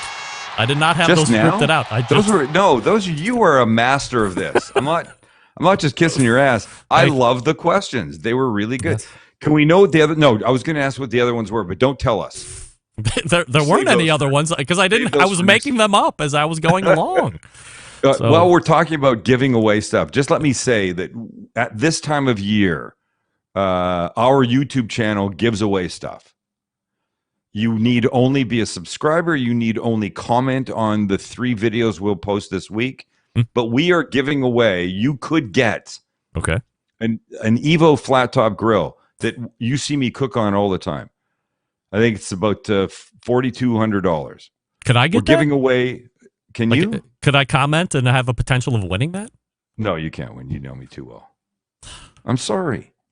We have a relationship. Business relationship. We're also giving away Caliber Pro Kamado. Ooh. Which is that teal egg thing that I use, has a rotisserie. It's fantastic. Yeah. Has arguably the longest burn rate for a pound of fuel than any of the eggs that are out there. We're giving away a Traeger Ironwood 885. That's about $2,000. Yeah. Wait, the Caliber Pro Kamado is $2,000. The Ironwood, and thank you, Dougie Boy. Never heard of our boy. You've never heard of Dougie Boy? No. Dougie Boy? Dougie Boy. You know Dougie Boy. You mean the longest running embedded correspondent from Texas, Doug Scheiding? Doug Scheiding. Dougie Boy used his connections once again this year to get through to the Traeger higher-ups. We're giving away an 885 Ironwood with Wi-Fi technology. We're also giving away a pit barrel cooker with a ton of accessories. Who doesn't like that? I love it. We're also giving away a $700 package of amazing stuff from restaurantsupply.com, including an electric deep fryer and a whole bunch of other stuff. And we're giving away 30, not 1, not 2, not 10, not 20, not 25, but 30 Sam the Cooking Guy starter kits that will include our 12-inch cast iron pan, our 4 knives, and Sam the Cooking Guy recipes with intentional leftovers cookbook. Really? And all you have to do is go to the videos we post this week, Mondays, Wednesdays, Fridays. You have to be a subscriber. You have to comment, and we will pick. And next week's videos, Monday, we'll announce winners. Wednesday, we'll announce winners. And Friday, we'll announce winners. Wow. Are you reserving the big ticket items for like Friday's announcements to keep everybody going through the week, or is there not? I don't know yet. I mean, typically that's what we've done, but we'll see. We'll see. I would ask you what you think, but I guess that's what Max thinks is the best, because evidently he's the boss. Here's what I think we will do. We'll see what he says. It's a dick. I think we should pepper each day. We've got, 3 nice big items. So let's pepper along the way, and then each one gets one, whatever, who knows. But anyway, just go subscribe, comment, and you're in. That's all it takes. All right. We're not asking anything from you. It's a bevy of prizes. Other than that. No doubt. Mm-hmm. So a lot of things have already happened over the last couple weeks, not the least of which was a lot of people's favorite eating holiday, which was Thanksgiving. So you don't have to give us the total recap, but when we were talking last month, you gave us some general thoughts about what you'd be doing. So what did you end up doing bird-wise, and how did it turn out? Spatchcock, dry aged 2 days. Dry brined 2 days before. I put the bird in the fridge on Tuesday, cooked it Thursday. One of the best turkeys I've had. One of my assistants that's there when we shoot was there the day that we shot the whole turkey day setup for our YouTube channel. She's never brined a turkey. She's never dry brined a turkey. She's never spatchcocked. She did exactly what we did on the channel. And the reports from her house were, this was the best turkey they've ever had. I'm telling you, if you're wet brining, you're making way more work for yourself. Totally. In fact, last week, I dry brined a chicken that I'd spatchcocked, and it was insanely delicious. Any poultry, just do it. This was the first time in 24 years that I was able to cook the Thanksgiving turkey, because my mother-in-law is still very active in wanting to cook a lot of the major holiday meals. I am certainly more than capable of doing it, probably in a number of instances. Maybe I could do it better. I've had a lot of those turkeys over the last quarter century. There's a very good chance. From what I've been hearing, there's a very good chance you could do it better. Spatchcocked it, dry brined it for a day and a half, and took it out, took it to the table. I put that Sam the Cooking Guy 8-inch chef knife through the middle of that breastbone, and the juice just flew out. My mother-in-law was crazy, like, "Whoa!" And I laughed, and I said, when was the last time we saw that on a Thanksgiving? You know what I'm saying? Yeah.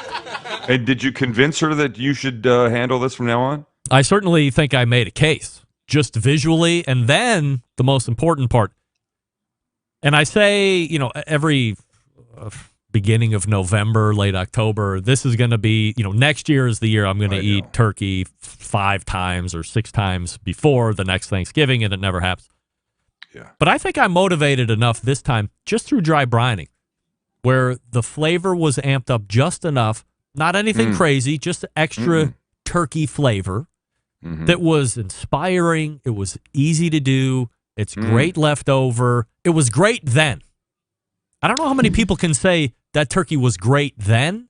Yeah. But then the next day and the day after that was even 100%. better. Even better. I was eating it cold out of the fridge 2 days later. Yes. And saying, I can't freaking believe this. Yeah. This shouldn't be. It really is. Salt is if you could only choose one, the spice, herb, condiment thing to have in your house, that should be it. Throw everything else out. That's the only thing you need. Here's what I think we should do. I think that we, you, me, and the audience should choose a date at some point in the next few months, and it'll be a turkey day or a week or whatever, to encourage people to do it, to go find a problem is, though, where do you get a turkey like in March? So my thought I don't think is it's this. that easy. I have tried, maybe we're still close enough. We're only, a week and a half away from Thanksgiving. Yeah. I mean, I was at Christmas. Giant Eagle, or I was at my local big grocery store the last couple days, and in the freezer end cap of the freezer aisles, there were 5 or 6 frozen turkeys. Yeah, but don't forget, people like to do turkeys at Christmas. Yeah, right. They double up So Thanksgiving. like what to happens? Christmas, right. What happens in March, April? So I have to make a note to myself mentally, or physically somewhere. Will just remind me that when you go to the store the next time, look for turkey, or ask the meat manager, do you have any frozen turkeys? Not looking for fresh turkeys. Or we could do this, because I know if you don't want to do a whole turkey, but if you want to do turkey breast, Kevin Green over at the butcher shop in Pensacola, Florida, has those mammoth 8-pound turkey breasts each, and they come two to a pack, so 16 pounds of turkey breast. And at worst, we could do turkey breasts from the butcher shop. You get 10% I off. like the idea. Like I'd say that again. You get 10% off if you mention the show when you call. Look, I like Kevin's stuff. I like Kevin, but I do think we should try and actually do like Thanksgiving in spring or something. I know it's lamb, it's Easter, it's rebirth, it's all that kind of stuff, eggs, whatever. But who says you can't? Who says you can't have Thanksgiving in the freaking middle of the summer? Who gives? Do you know what Rusty Monson, embedded correspondent of Utah, said as we built into the Thanksgiving holiday for the last embedded correspondence? You mean the guy that looks nothing like he looks? That guy, yes. The guy that sounds nothing like he looks? Yeah. We were talking about traditional eating, and he said, you know what? Tradition sucks. I know. Eat what you want and make it your own tradition. Just because it's this holiday and people say you should be eating this, screw he that. doesn't Eat what understand you the want. concept of a fucking tradition, Rusty Monson. Well, and I like him. I just don't agree with that. Evidently. Tradition sucks. I don't think tradition sucks. I'm sorry. Well, you can mix it. Let's Tradition ask sucks. Rusty Monson. Yes. Let's ask Rusty Monson this question. Does he celebrate his birthday each year? Yes. Oh, well, what is that? That would be a tradition. Yes, but he's talking about eating tradition, not like a customary tradition, like celebrating a birthday. What does he eat on July 4th? Hot dogs and hamburgers, right? Yeah. So he should start having a chicken piccata. Yes. And I don't know. I can't. Chicken piccata. What did you pull chicken piccata? I don't know. Wow. I don't know. But that's have you what he made needs chicken to do. piccata on the show? Yes, I have. Absolutely. It's delicious. Max crispy allowed thin that? schnitzel like that. Yes, he did. I can't believe chicken. that. Chicken on our show does I can do no wrong with chicken. All right. You know what I made a couple weeks ago? It hasn't aired yet. It'll air next week. My very first in my life spiral cut ham. We're going to talk about ham, actually. Oh, can we good. save that for just 1 second? I'm going to put you on hold. I'm going to do a piece of business, as we say here in the industry. And then we'll come back. I'm going to ask you about prime rib, and then we're going to talk about ham. So stay tuned. We're talking with Sam, the cooking guy, of course. Thecookingguy.com is website. Shop.stcg.com to buy all of your holiday gifts for the culinary loved one in your family. Or for yourself if you're the culinary loved one and you want to make sure that you get what you want. Let me talk to you quickly about Green Mountain Grills. Some of the best pellet cookers out there on the market today. 2 different lines to choose from, a choice line. You don't have to get all the tech stuff that's out there like you would find on the Prime line. You're going to save some money. It's a perfectly great build. Accommodates a bunch of different amounts of food depending on how big your family is. Also accommodates that pizza oven insert that I tell you about each and every week. Now, if you want to spend a couple extra $100, you want a little bit more of a robust build on the chassis, you want 2 internal meat probes, you want Wi-Fi, you want app connectivity, so you can control that cooker from your app wherever you are, as long as you're connected to an internet signal and the grill is connected to your local area network. The Prime line is what you want. You get a peak and a ledge on the size for the Prime line cookers. You get a little storage shelf underneath. You get the front shelf for loading the cooker, peek-in windows on the main cooking chamber and pellet hopper. Pretty cool stuff right there. Now, if you want to have a pellet cooker that's ultra portable, the Trek is something you want to take a look at. We are obviously well into tailgating season, both for college football as that starts to wrap up now, and of course NFL football, depending on where you're at. Maybe there'll be baseball, maybe not, but if there is, and you're in those southern areas for spring training, the Trek is what you want. You can plug it right into the outlet in your car. You don't even need a regular plug. GreenMountainGrill.com is the website, only sold through dealers, so find one near you, visit the dealer, get educated, pick the right one for you, and then take it home, and know that you're educated and you'll have success right out of the gate. No buyer's remorse there. GreenMountainGrill.com, that's GreenMountainGrill.com, and we're back with more Sam the Cooking Guy right after this.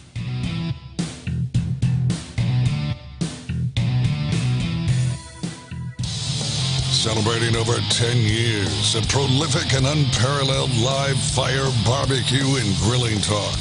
And yes, it's still being done from Cleveland, Ohio.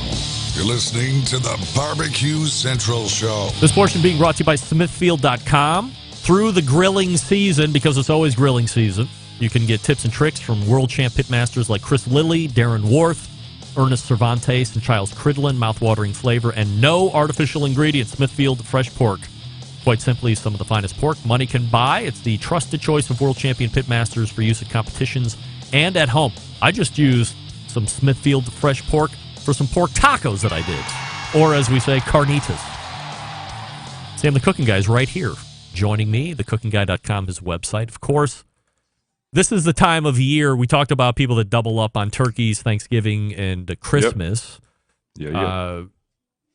Hanukkah just wrapped up a couple days ago. Was it Monday that it wrapped up? So, did you do anything special or outside of the box during those 8 crazy nights? We always have a family Hanukkah party, and it was Saturday night. Sorry, it was supposed to be Saturday night, but my son Jordan and his wife Moni had been with her family earlier in the week, and a bunch of them came down with COVID. Oh no! So we said let's not do it. Last year we did a multi-part Hanukkah event. Every family member took an item and distributed it to the rest of us, and then we all did it by Zoom. It's challenging. It's not what you would necessarily want to do, but you figure this stuff out, you know? So we'll have it. We decided we will have it again when everybody's away from COVID and we're okay. And it doesn't matter, Rusty Monson, whether you have your tradition at the time you're supposed to have it or you have it 2 months later. It's still good. Tradition sucks, as we've learned. Apparently. So as Christmas builds in, this is a very hot run on rib roast. This is the season of rib roast. Love them. Or as people would call them, prime rib. Prime's a grade, so maybe you're getting a prime grade rib roast or Wagyu. I would call that a prime rib. Prime rib, of course. So do you have any tips or tricks for cooking your best prime rib? I mean, look, you know, you can go to our YouTube channel, and we've done a couple different versions of it. I think one of my favorites was on the Caliber Pro Kamado with as Robert Salazar guest, lump charcoal underneath. I used the rotisserie feature of that, and we put it on. I rubbed it with I think just mustard. Like my mother used to make the best roast beef, and all it had was sort of garlic and mustard on the outside, and it never ended up tasting like mustard. And then, of course, kosher salt and pepper, stuff like that. But we did this one on the rotisserie, and we made one of those herb brushes. We tied a bunch of rosemary and thyme and sage leaves to a couple of chopsticks, and dipped it in oil and butter and garlic, and then basted it as it went. And holy shit, man, that was freaking legendary around our house. It really was. I think you should just do it. I mean, if you're not comfortable doing one, just know it's just one giant piece of meat that you can cook, slowly, mediumly in your oven on your rotisserie, however you smoker, however you want to do it. And it's just a beautiful piece of meat that comes out and you serve it with whatever you want. But really, it's about the leftovers, I think. What you can do with that stuff the next few days is magical. Do you think that there is more angst not screwing up the Thanksgiving turkey or more angst not screwing up the holiday rib roast? No, the holiday rib roast, because it's, 4 times the price. I mean, yes, the prices do go down this time of year, and you can get like a decent one at Costco, but you can get a cheap turkey. You F up a cheap turkey and you don't feel too bad. You F up a, $75 roast or $150 roast or whatever it ends up being. You buy a prime one and you feel bad about that. But you don't have to F it up if you have one thing, one simple little thing. And I know you know what that is. You're smiling already. Yes. It's a good digital instant read thermometer. Right. And they're as inexpensive as $20 on Amazon. Look, I'm a fan of the Thermapen. Those guys, I think they do a great job. But you don't need to spend $75 or $95 on a thermometer. Yes, there's reads in about, 5 seconds or whatever they say. If I take 6 or 7 seconds, that's okay. But you can't use the dial. Maybe I should do this one. Like the analog dial? That old thing. You just throw that shit out. Forget that. Go spend $20. Get a digital instant read thermometer. And that will be the savior of not just that expensive roast you're going to buy, but a filet, a New York, a ribeye, a chicken, a turkey, a duck. It doesn't matter. You'll use it 1,000,000 times. It will show its value the first time you use it. You had mentioned a couple minutes ago before we went to break that you had done your first ham a couple weeks ago, yet to air on the YouTube channel. Yeah. So are you, in general, or before doing this ham for the video side of things, are you a ham fan? I find myself to be trying them, and then ultimately there's only one pinnacle ham, and I've tried to chase it after the fact a couple different times. It was a Carabuda ham, Snake River Farms, really expensive. Yeah. I sous vide'd it, and it was magical. Yeah. And then I got another one, and it was really not good. Like, I was pissed. Wait, the same one? Yes. And You're then the same brand.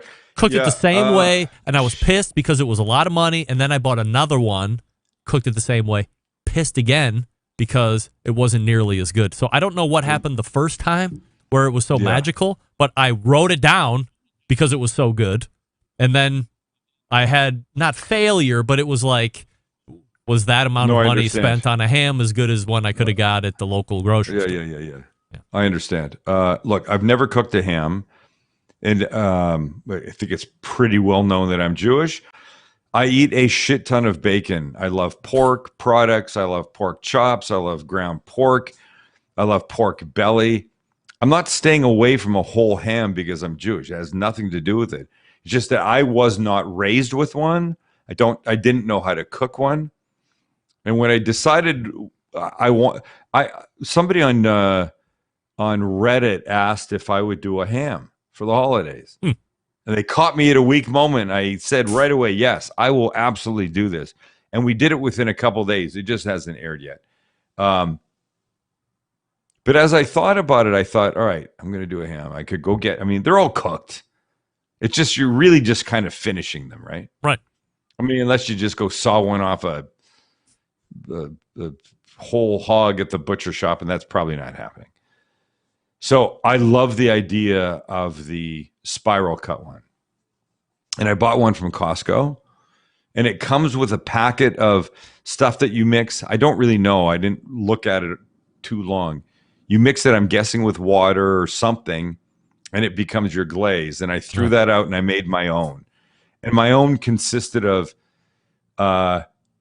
cherry bourbon and mustard mixed together on the outside, and then more cherry bourbon and a whole bunch of stuff, and brown sugar and deliciousness that I put in a little pot, and then I glazed it over for the last 20 minutes, 30 minutes while it was cooking. Are you saying cherry, bourbon or cherry bourbon?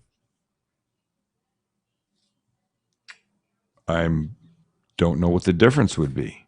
So are you saying cherry, bourbon, blah, blah, blah, or are you saying cherry bourbon? I'm saying cherry bourbon. Okay, yes. I just want to make sure. Yes. And interestingly enough, most alcohol is 40%. Most hard liquor is 40% alcohol. This was 35% alcohol, I guess, because of it downgraded because of the cherry component. Oh, did you buy it at the grocery store? Yeah. No. Isn't the that grocery what store didn't? The grocery store didn't have it. I went to like a liquor store. Oh, okay. Yeah, and they had cherry bourbon. I bought it. Had a quick sip before. It was quite nice. Wasn't too syrupy sweet. I was a little concerned about that. Yeah, but the guy told me it wouldn't be. And I mixed that with the brown sugar and the mustard and the garlic and all the other stuff that I put in. And oh, holy shit! I mean, if I sent you the picture, could you post it right now or show people? I could. I don't know if I can do that. Let me try and. It's going to be too.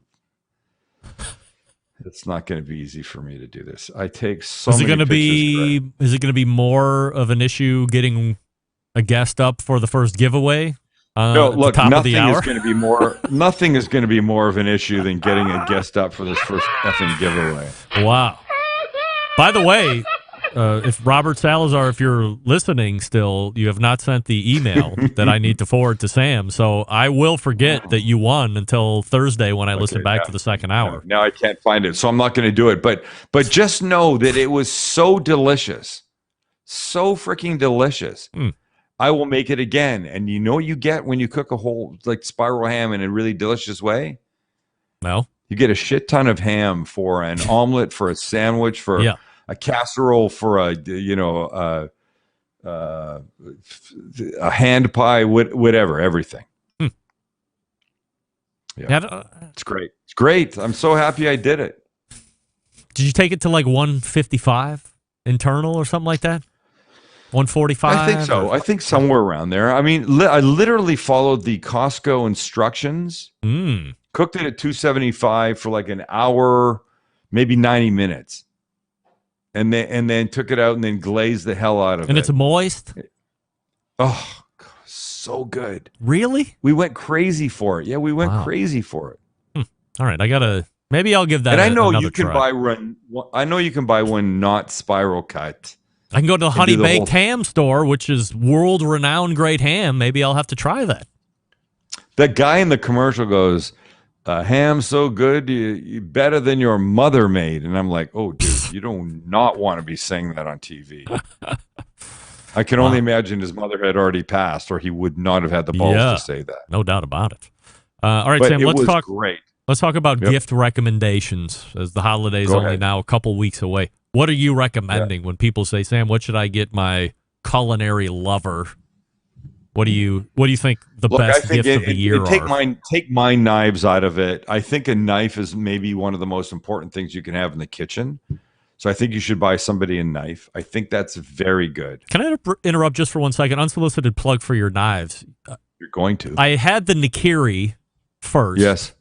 Yes. And used it a bunch. I love the weight of it. And then maybe a month ago, and I've had it for months. I have the bread knife, which I use all the time for bread and whatnot, and slicing. But the chef's knife kind of stayed tucked in the back a little bit. I was always reaching for the Nikiri, and then I just accidentally took the chef's knife out. I think I might like that better than the Nikiri. It's a little lighter, a little bit more maneuverable. I find it to be a little bit better in my hand.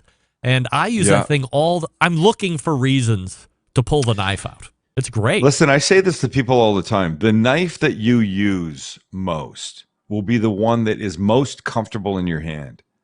And it doesn't matter if it's mine to carry, if it's somebody's Santoku, if it's a chef's knife, it's a whatever. You know, my mother liked small knives, and I was always amazed at how she could do such amazing food with little shitty knives in her hand.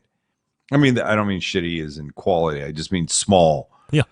But I was in a cookware store once, and a clerk was selling a tiny woman a set of knives. You have to have this. You have to have this. You have to have this. And one of them was like a 9-inch chef's knife. And a 9-inch knife is a big effing piece of steel that this woman that couldn't have been more than 5'4", maybe, she was never going to use it. The woman was clearly working towards her upgraded commission, and I thought that was just vile. I hated her for it. And I almost butted in, and I just thought I probably shouldn't do that. But the knife that you'll use is the one that fits in your hand. And we're working on a 5.5 or 5-inch Santoku because we've been asked for a smaller knife because not everybody likes a big knife. So you should go to a knife store, a cookware store. You should hold the knife. If that's comfortable for you, that's the one that you're going to use. So I think a knife is a good thing. I do think an instant read thermometer, $20. I don't know. I'm going to do Christmas. Maybe that's a stocking stuffer price. I don't know. Is there a top end on stocking stuffers? I've always heard $50. Cool. All right. So that's right in there. I don't sous vide a lot, but I do think it really has its place in certain things. My wife hated it for the longest time. And the past month, I've sous vide'd, I don't know if that's a proper verb or not, sous vide'd 2 steaks. And she was like over the moon because, as you and I both share, a wife that has a particular temperature that they have an affinity for. Yeah. Right? Yeah. And if you're at the grill and you're guessing what your partner, husband or wife or whatever is going to like, you're guaranteed to get it with sous vide. And they're, anywhere between 100 and what, 100 and a quarter and $200. Yeah. These days, yeah. You find one anywhere and they all do the same thing. You don't have to buy any. The more expensive they are, I think the smaller and the sleeker they are, and maybe the more Wi-Fi comfortable they are. But I don't think that's a bad thing. I like an electric deep fryer. And if that's your world, you should get one. Do you recommend one? No, I don't. Just you don't care about that. You like. All right. I don't really care about that. Yeah, get one that you like. Get the price that fits.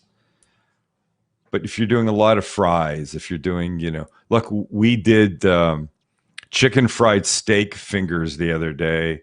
I shallow fried them in a cast iron pan. Yeah. You could do them in a deep fryer. And by the way, cast iron pan, I'm not suggesting mine. I'm just saying, if you don't own cast iron, you're, can I say this and not be mean to people? You're missing out. Oh, yes. No, get cast iron. And by the way, if you have parents or grandparents that do not use their cast iron pans, don't buy. Kidnap them. Damn right. Yes. Grandma, do you use? I haven't used that for 4 years. Your grandfather doesn't like anything. They just take the damn thing. They're seasoned. They're beautiful. Cast iron will live longer than you will. Yes. And you should have it in your repertoire.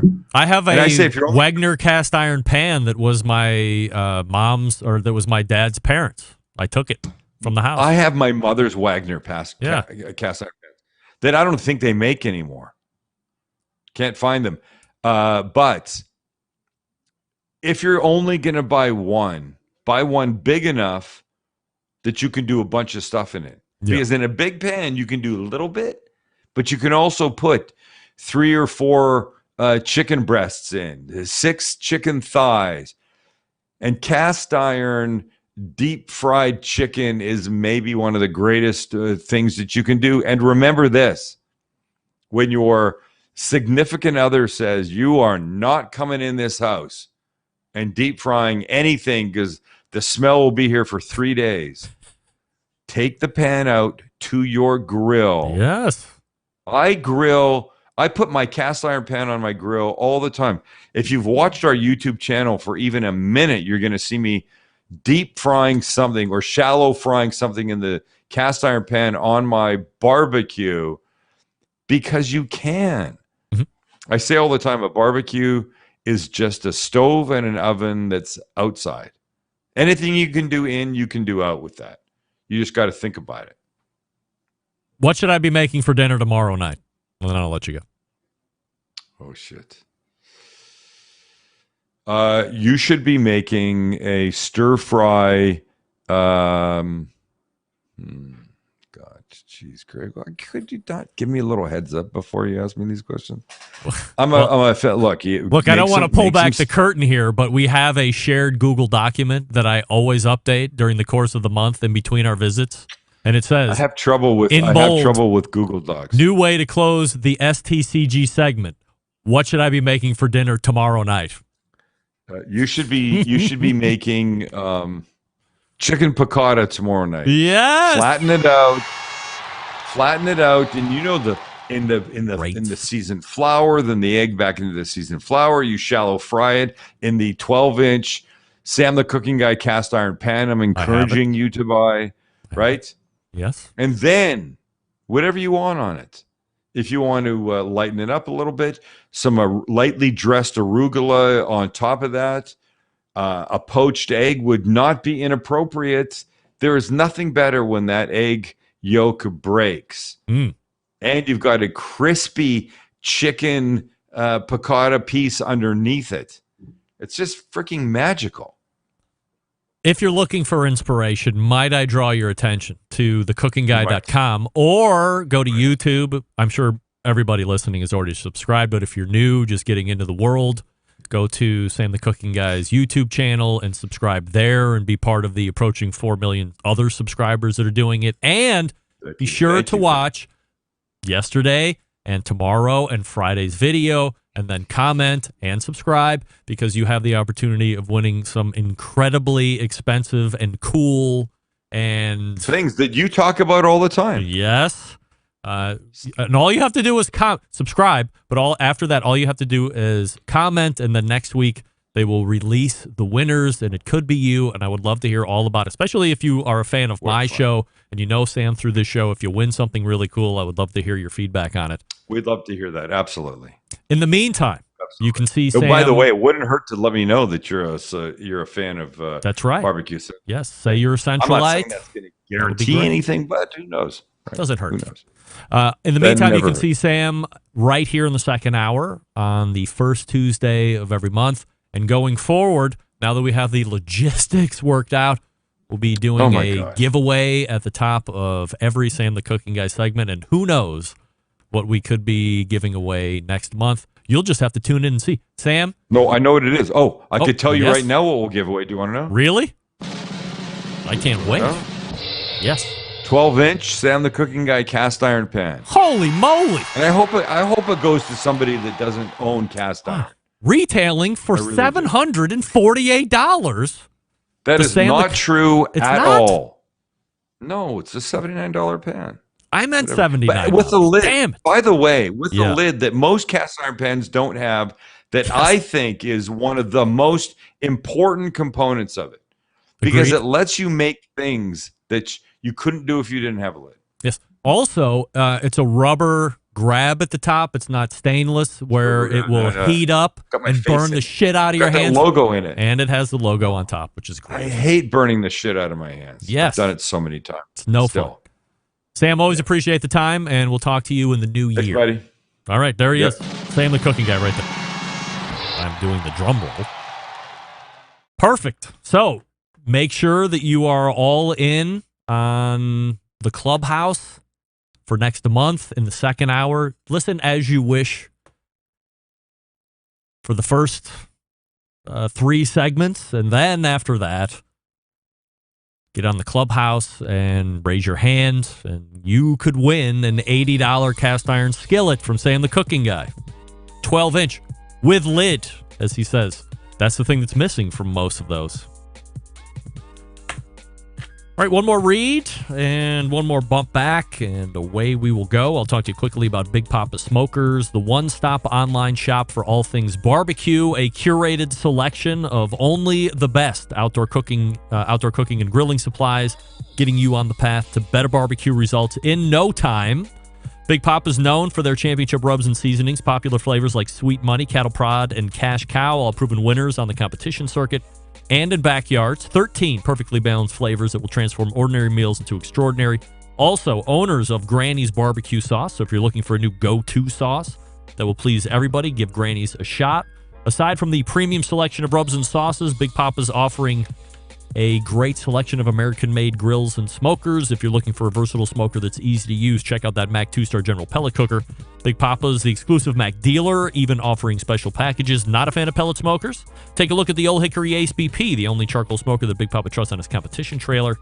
If you're not sure of what grill you need, call and ask questions. 877-828-0727. That's 877-828-0727. Or shop their website at bigpapasmokers.com. That's BIGPOPPA smokers.com. We'll be back to wrap the show right after this. Stick around. Be right back.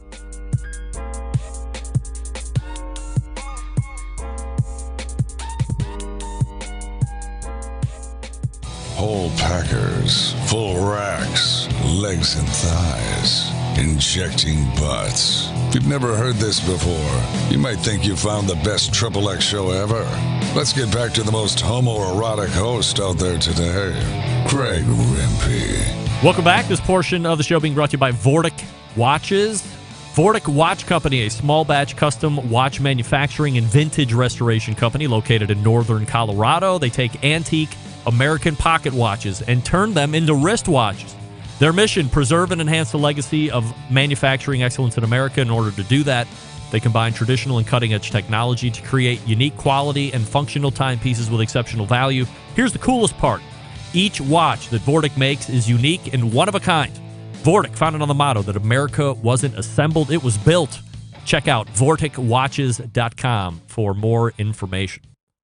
All right, all the way back in the first hour, we were joined by Malcom Reed, How to BBQ Right, HowToBBQRight.com, his website, and same handle for the associated social medias. Then, first timer to the show, Jeff Cohen from the Baseball and BBQ podcast, their website, baseballandbbq.weebly.com. You can also find them on social media at Baseball and BBQ, and subscribe to the podcast wherever podcasts are subscribable at.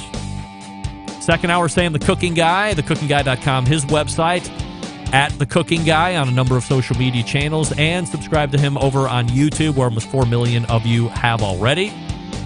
Watch the videos yesterday, Monday, and Wednesday, and Friday. I'm sorry, folks in Texas that are just hearing this for the first time on Saturday, but you're a little late.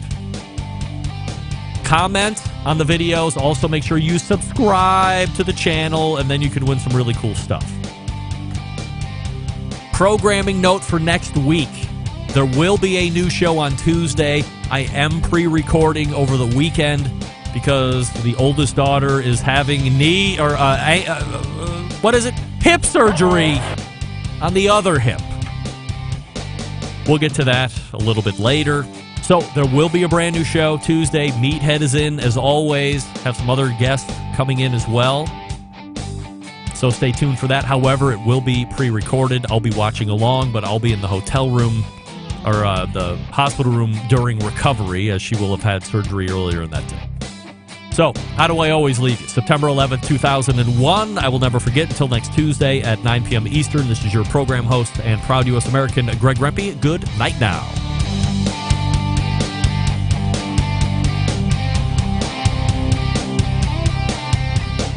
This is Dion Blumenrader with Big Hoss One Sauce, and you're listening to the best show on all things barbecue with my man, Greg Rempe.